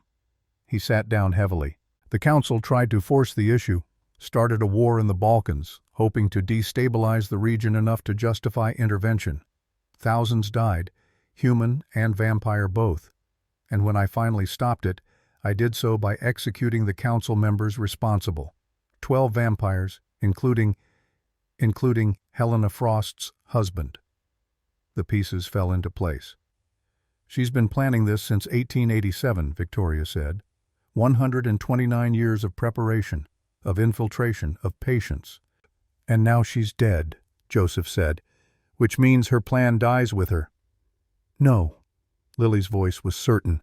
Her plan continues. Someone else knows. Someone else has access to her records, her contacts, her preparations. Lord Corvinus, Victoria said. He has to know. He was funding her. Then we make him talk. Draven stood, and Victoria saw the 650-year-old warlord beneath the civilized exterior. We have 3 prisoners from tonight's attack. One of them will know how to reach Corvinus. And when we find him... An alarm shrieked, different from before. This one was a security breach, but not perimeter. Internal. Katrina's fingers flew over the keyboard. Intruder in the east wing, moving fast, heading toward... Her face went pale. The medical wing. Your quarters, Victoria. Victoria's heart stopped. The files. I've been keeping documentation of everything. Mrs. Frost's movements, the donor deaths, medical anomalies in the staff. They're after your evidence, Draven said. Victoria was already running. She burst into her private office to find it ransacked. Drawers pulled open, files scattered, her computer smashed. But worse was the figure standing at her desk, holding the leather journal where she'd kept her most sensitive notes. James Whitmore turned to face her, and Victoria's world tilted. "I'm sorry, Victoria," the estate manager said, his weathered face genuinely regretful. "I truly am. But you were never supposed to survive tonight." Victoria's hand went to her pistol, but James was faster. He had a gun already drawn, aimed at her chest. Not a normal gun. A tranquilizer rifle loaded with enough sedative to drop an elephant, or a Dampier who'd already been exposed to silver particles. "Don't," James said quietly. "I don't want to hurt you, but I will if you make me." "You're working for the council," Victoria said, her voice flat. "You've been working for them the whole time. Not the council, for something bigger." James's eyes were sad. "Mrs. Frost recruited me in 1972 when I came back from Vietnam. She understood what the war did to me, the things I saw, the things I did. She offered purpose, a cause worth fighting for." "Enslaving humanity?" Victoria couldn't keep the disgust from her voice. "Saving humanity, from itself." James gestured to the window, to the world beyond. "I've seen what humans do to each other, Victoria. I've seen villages burned, children murdered, entire populations destroyed because of race, religion, politics. We're destroying ourselves." "So you'd hand control to vampires instead? To beings who've survived centuries, who've seen empires rise and fall, who understand the long view?" James's conviction was absolute. "Yes, because the alternative is extinction. In 100 years we'll have destroyed this planet through war, pollution, greed. Unless someone stops us." Victoria studied him. This man she'd worked beside for 8 years, who'd seemed like an ally just hours ago. "You were there, in the wine cellar, when I found Marcus Reiner's body. You tried to warn me about Mrs. Frost. I tried to save you, tried to get you to leave before tonight's attack, before you got swept up in this." James's voice cracked. "You're a good person, Victoria. You didn't deserve to be collateral damage. But I am, because I'm standing between you and Lily. You don't have to. The Oracle won't be harmed. She's too valuable. She'll be protected, educated, given everything she needs. And you—" James lowered the rifle slightly. "You could work with us. Use your medical skills to help with transformations, to make the process safer. You'd be saving lives. By ending human freedom, by ending human self-destruction." James took a step forward. "Please, Victoria, I don't want to be the one who kills you. I've killed enough people in my life. Don't make me add you to that list." Victoria's mind raced. James had a rifle. She had a pistol that would take 2 seconds to draw, 2 seconds she didn't have. He was human, but he was also a Vietnam veteran with 50 years of combat experience and no hesitation about pulling that trigger. But he'd made one mistake. He'd turned his back to the door. "You won't kill me," Victoria said quietly. "Because you're right. You are a good person, James. Vietnam broke something in you, and Mrs. Frost took advantage of that. But deep down, you still believe in protecting the innocent. Lily will be protected. Will she?" Victoria took a step forward, drawing his attention. "When the council is done with her, when they've used her oracle sight to secure their power, what then? Do you really think they'll let a child who can see their futures live? She'll be a liability." James hesitated. Lord Corvinus promised Mrs. Frost 60 years of safety, too. And where is she now? Dead in a wine cellar, burned to ash because she'd outlived her usefulness. Behind James, the door opened silently. Draven stood there, sword in hand, winter eyes cold. James saw it in Victoria's face, saw her attention flick past him for just a microsecond. He started to turn. Victoria dove left as the tranquilizer rifle fired. The dart hit the wall where she'd been standing, embedding in plaster. Draven moved faster than human eyes could track. His sword swept up, knocking the rifle from James's hands. Then he had the old veteran by the throat, lifted off his feet, pressed against the wall. 60 years, Draven said softly, dangerously. You've been in my employ for 60 years. You fought beside me. I trusted you.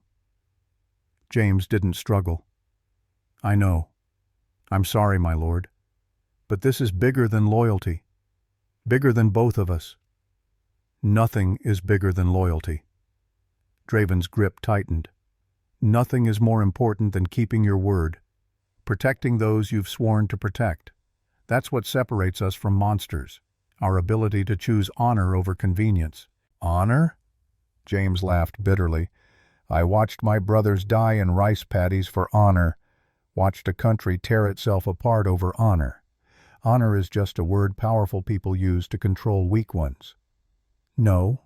Victoria stood, brushing plaster dust from her jacket.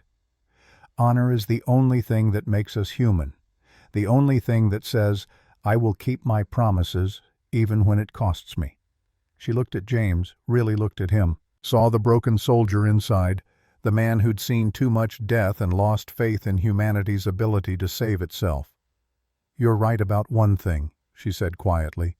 Humans destroy each other. We're violent, greedy, short-sighted, but we're also brave, creative, capable of extraordinary kindness, and we deserve the chance to save ourselves, not have salvation forced on us by immortals who think they know better. And if we can't, James asked, if we destroy ourselves anyway? Then that's our choice to make. Freedom means the freedom to fail. Anything else is just a prettier cage. Draven lowered James to the ground, releasing his throat. The old man collapsed, coughing. What do we do with him? Katrina asked from the doorway, pistol trained on James. Victoria looked at the man who'd tried to save her even while betraying everything she fought for. We let him go. Everyone stared at her. Victoria, Draven started. Let him go, she repeated. Back to the council. Tell them what happened here tonight. Tell them we're coming. James looked up, confused. Why? Because I want them to know. I want Lord Corvinus to know that we killed his best infiltrator, destroyed his strike team, and we're not hiding anymore. Victoria's voice was steel. I want him afraid. I want him making mistakes because he's afraid, and I want him to underestimate us because he thinks we're being foolish. Understanding dawned in Draven's eyes. You're giving them false confidence, making them think we're amateurs who reveal our plans. While we do the opposite, gather evidence in secret, plan in silence, strike when they're not ready. Victoria looked at James. Tell Corvinus we're coming to the capital in 3 weeks. Tell him we're going to expose him during the session. Tell him everything. He'll be ready for you, James said. Good. Let him prepare for the fight he expects.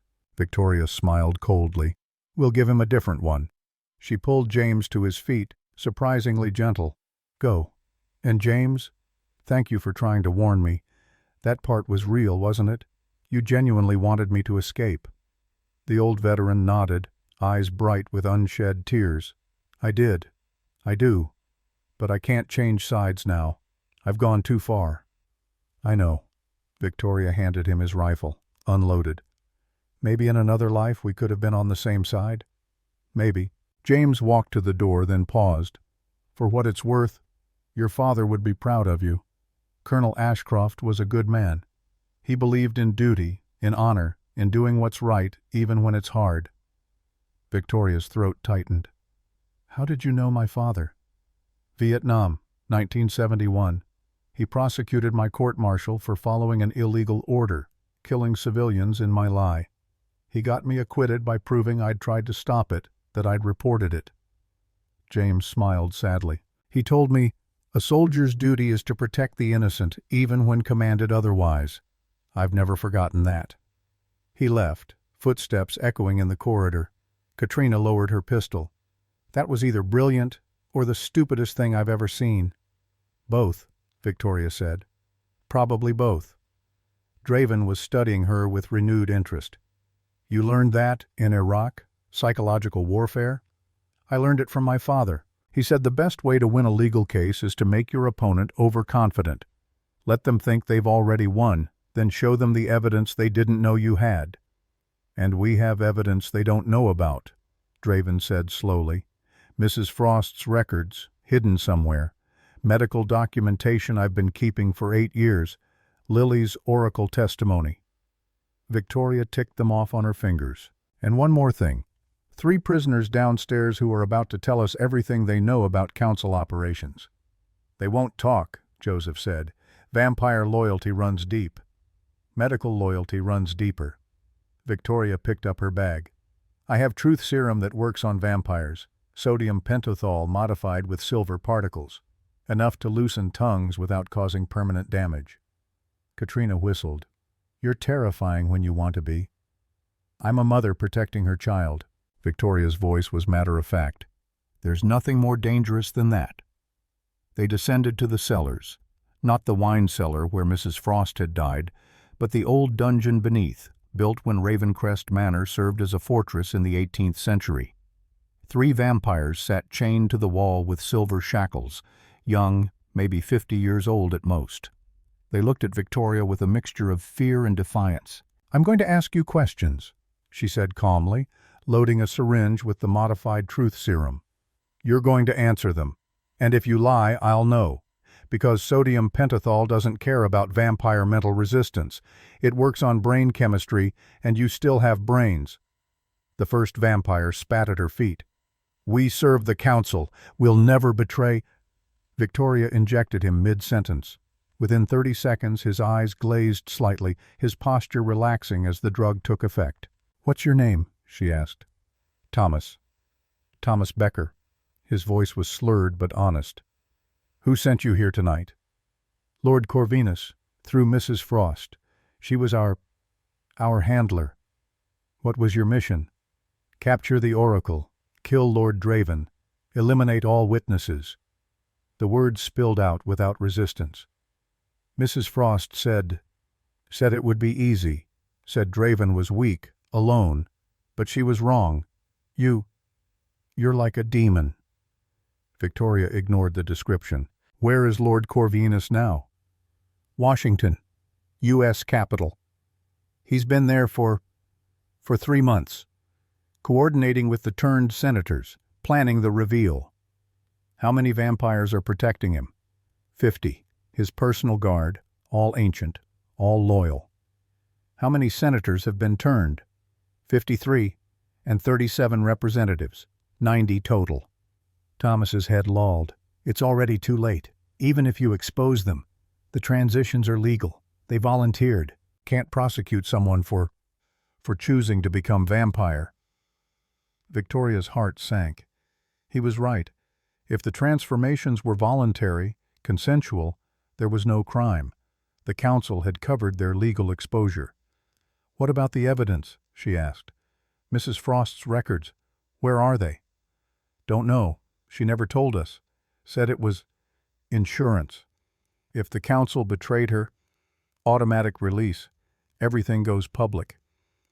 A dead man's switch, Draven muttered. If she's killed, her evidence gets released automatically. But she's already dead, Katrina said. Why hasn't it triggered? Thomas smiled through his drug haze. Because she's not really dead. She backed up her consciousness. Digital upload.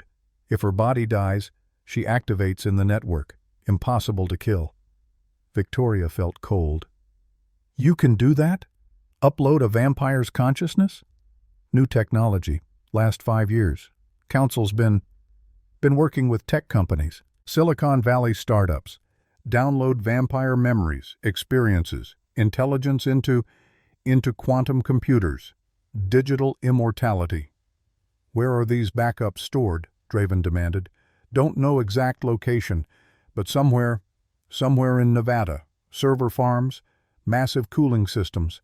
Mrs. Frost said even if you destroy her body, her mind lives on.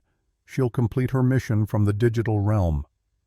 Victoria looked at Draven, saw her own horror reflected in his eyes. They weren't just fighting vampires anymore. They were fighting an enemy that had transcended death itself. 21 days until the winter solstice. Victoria stood in the war room staring at satellite images of the U.S. Capitol building spread across the table. Beside her, Lily traced invisible patterns in the air, seeing futures that hadn't happened yet, probability streams branching and converging like rivers. "In most timelines we fail," Lily said quietly.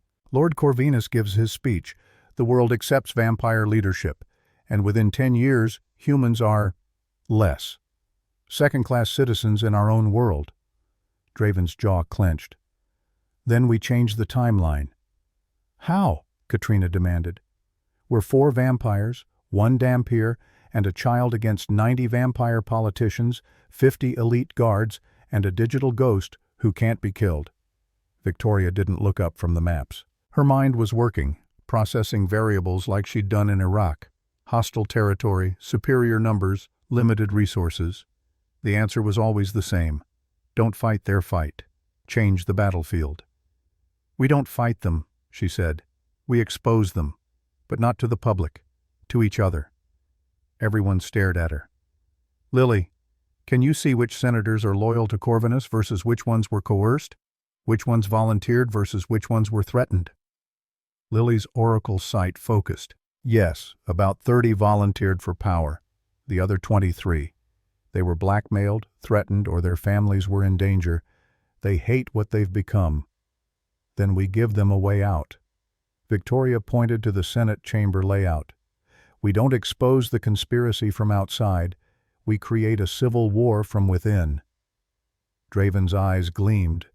"Turn the reluctant converts against Corvinus." "Exactly. Show them evidence that he plans to eliminate them once they're no longer useful, which he does, doesn't he?" Lily nodded slowly. "I can see it. After the reveal, after vampire rule is established, Corvinus purges anyone he considers weak or unreliable. 43 of the 90 don't survive the first year."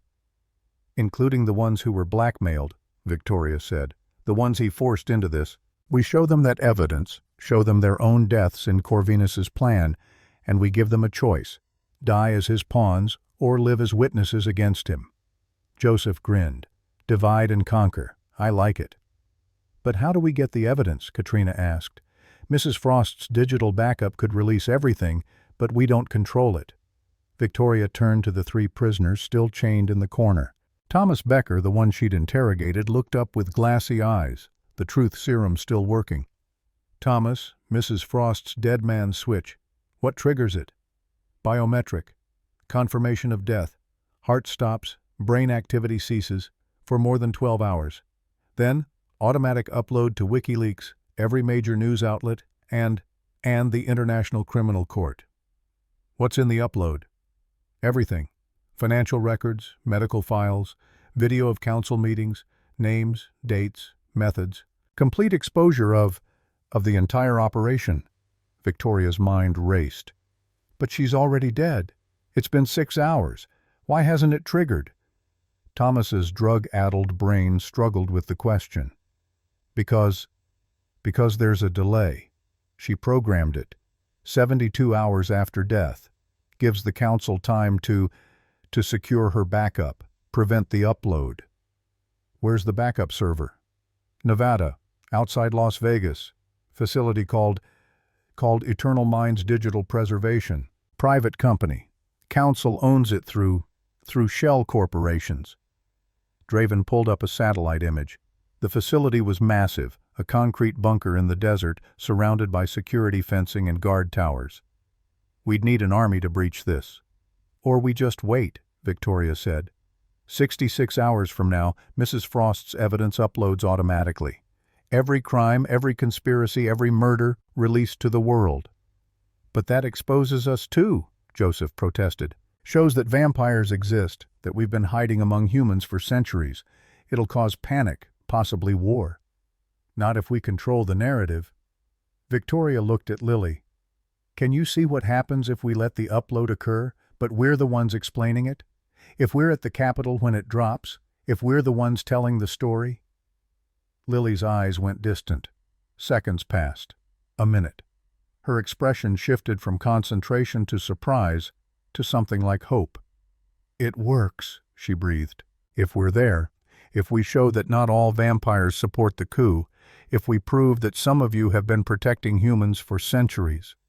She looked at Draven. Your history, Michael at D-Day, the refugees you saved. If that's part of the evidence Mrs. Frost releases, it changes everything. She documented my opposition to the council, Draven realized. 60 years of reports showing that I've been fighting against this coup the entire time. Exactly. You become proof that vampires aren't monolithic, that there's a choice. Victoria's plan crystallized. We go to Washington. We infiltrate the Capitol during their planning session, 3 days from now before the public reveal. We force a confrontation, and when Mrs. Frost's evidence drops in front of everyone, we make sure we're the ones controlling what it means. Katrina whistled softly. That's either genius or suicide. Both, Victoria agreed. Probably both. They flew into Reagan National 2 nights later, fake passports, separate flights, meeting at a safe house in Alexandria that Draven had maintained since the 1960s. Victoria had left Lily behind in Vienna, protected by Joseph and 6 vampire guards loyal to Draven. It had been the hardest decision of her life, but Lily herself had insisted. I can see better from a distance, Mama, the girl had said, hugging her mother tight. And if something goes wrong, Joseph knows where to take me. You've taught me how to survive. Now, standing in a cramped Alexandria townhouse with Draven and Katrina, Victoria felt the weight of that separation like a physical ache. Focus, Draven said gently, reading her expression. We do this right. You see her again in 72 hours. And if we don't? Then she survives. Joseph will make sure of it. That's the promise I made Michael in 1943, and I keep my promises, even across generations. They reviewed the plan one final time. The Capitol building, the Senate chamber, the security protocols. Katrina had obtained credentials through contacts in the Vampire Intelligence Network. Press passes, security clearances, all legitimate enough to pass initial screening. The challenge was the 50 vampire guards protecting Corvinus. Ancient vampires, each with centuries of combat experience. We're not there to fight them, Victoria reminded everyone. We're there to create chaos, turn the reluctant senators against Corvinus, force him to reveal himself before he's ready. And if he doesn't take the bait? Katrina asked. Victoria pulled a small device from her bag, a portable hard drive, encrypted. Then we show this. Medical records I've been keeping for 8 years. Proof that vampire transformations cause neural degradation after 5 years. That every Senator Corvinus turned is literally losing their humanity, their free will, their ability to choose. Draven stared at the drive. Is that true? I don't know, but the scans look convincing enough that they'll believe it. Victoria met his eyes. Sometimes in war you fight with what you have, not what you wish you had. Your father taught you that too?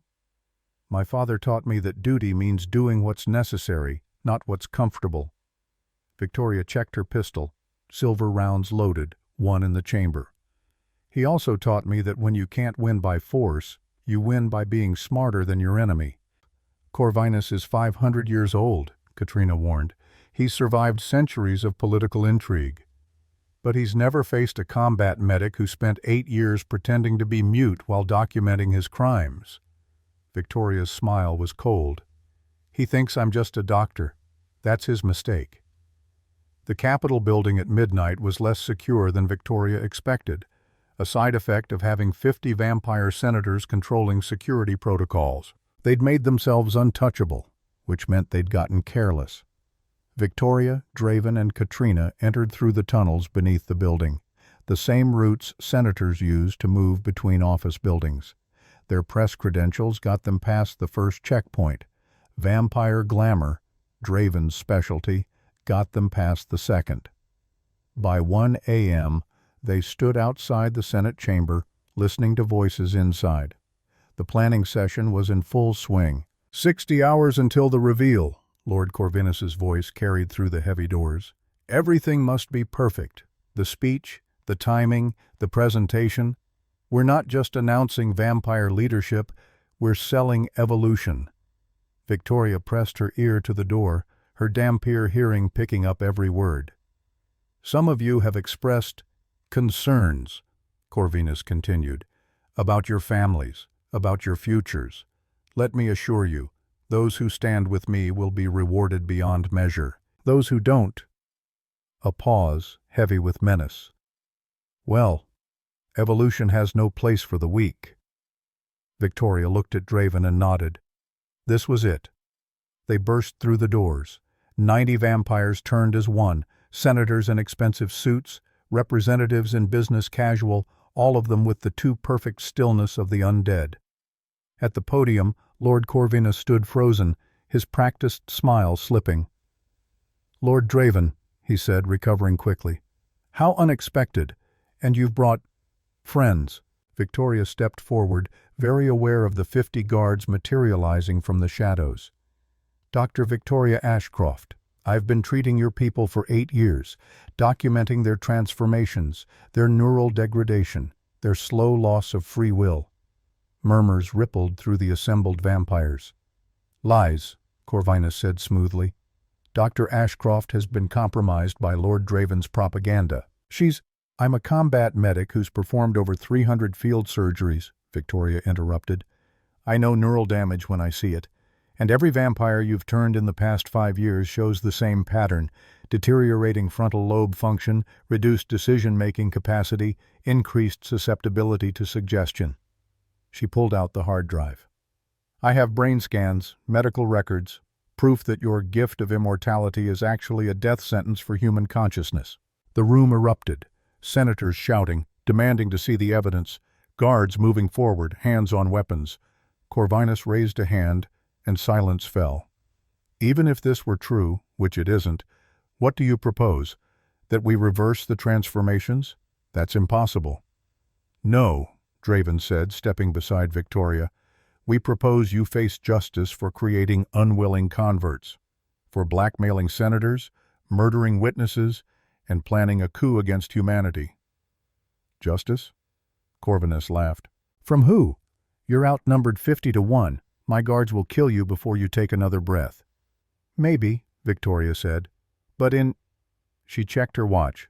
43 minutes. Helena Frost's dead man's switch activates. Every crime you've committed, every murder, every manipulation, uploads to every news outlet in the world, including your plan to purge the senators you consider weak after the reveal. The room went deathly silent. "She's bluffing," Corvinus said, but uncertainty flickered in his eyes. Victoria pulled out her phone, showing satellite footage of the Nevada facility.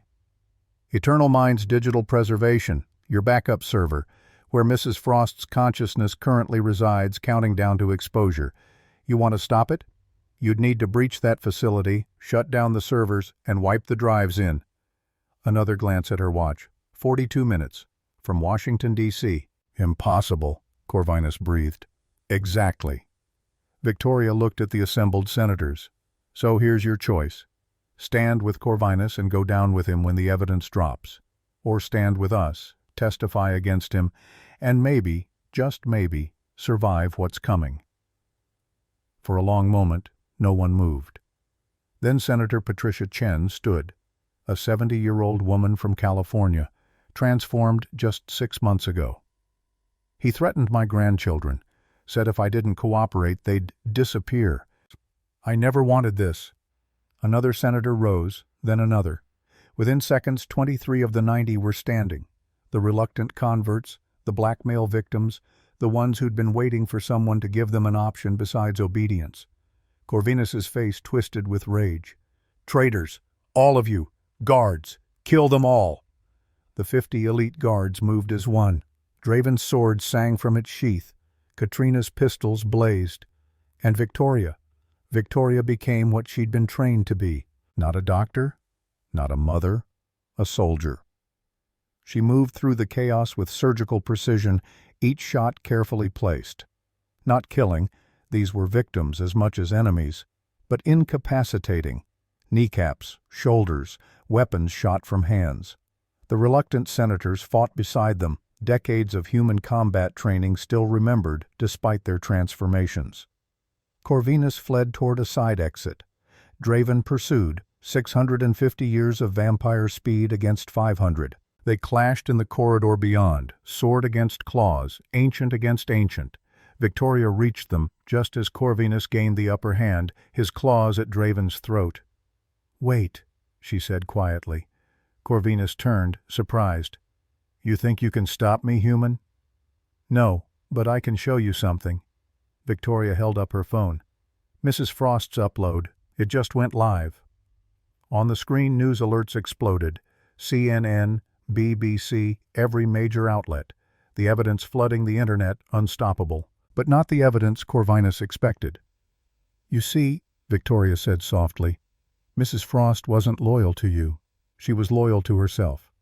And in her backup, she documented everything, including your plan to eliminate her once the coup succeeded.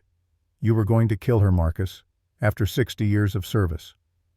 Corvinus's face went slack. "No, she wouldn't. She was 280 years old. She survived that long by trusting no one."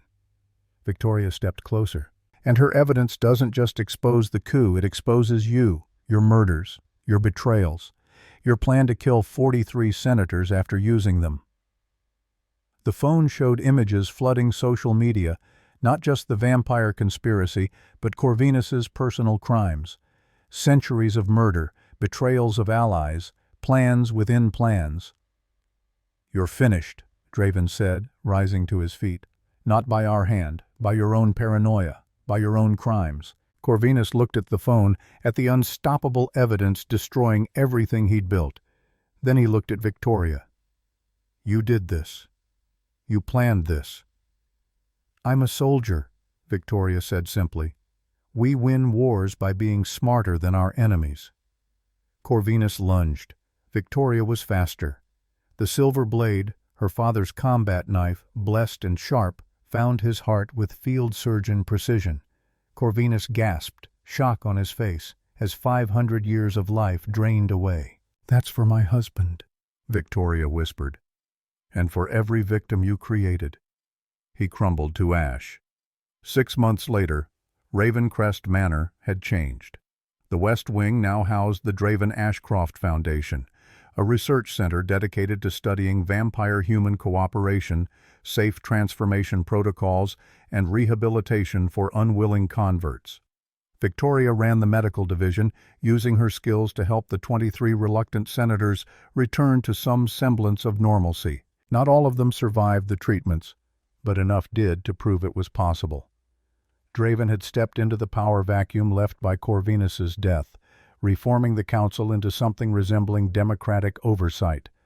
It wasn't perfect, but it was better. And Lily, brave, brilliant Lily, was training her oracle gift properly, learning to see futures without being consumed by them. On a cool spring evening, Victoria found Draven in the conservatory where Lily used to sit. He was staring at the gardens, a glass of wine in his hand. "You're thinking about Michael," she said quietly, sitting beside him. "Always." He smiled sadly. "But also about you, about what you've accomplished, what you've built here. What we've built. No, this is your legacy, Victoria." He looked at her. "Michael died fighting Nazis.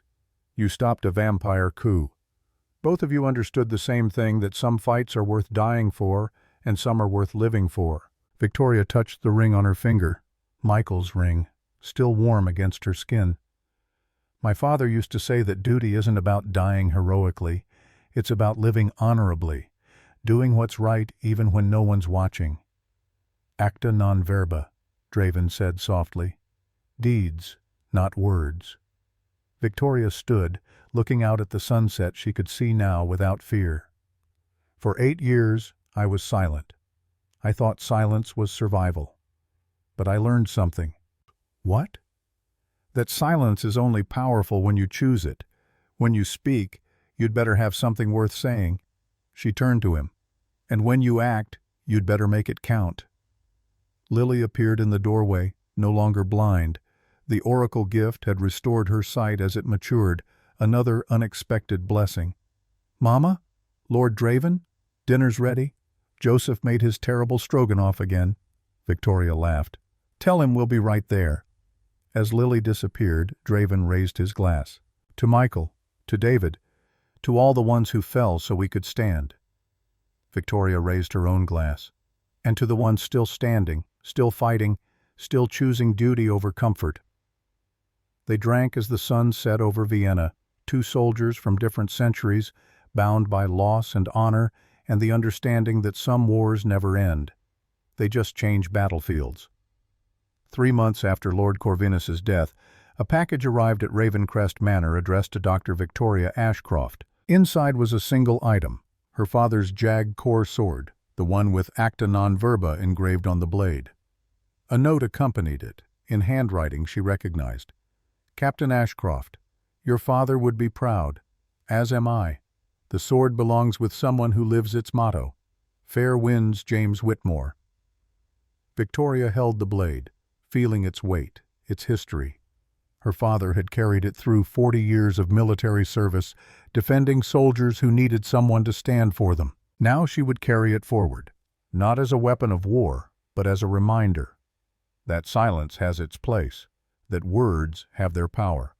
But in the end, the only thing that truly matters is what you do when no one's watching, when the cameras are off, when there's no glory, no recognition, no reward except knowing you did what was right. She hung the sword above the Foundation's entrance where everyone who came seeking help would see it. A reminder that duty doesn't end. It evolves, and sometimes the person society calls broken, the mute veteran, the blind child, the monster who's lived too long, are the only ones strong enough to fix what's been shattered for centuries. Because real power isn't living forever. It's knowing what you're willing to die for. And that's a truth worth speaking.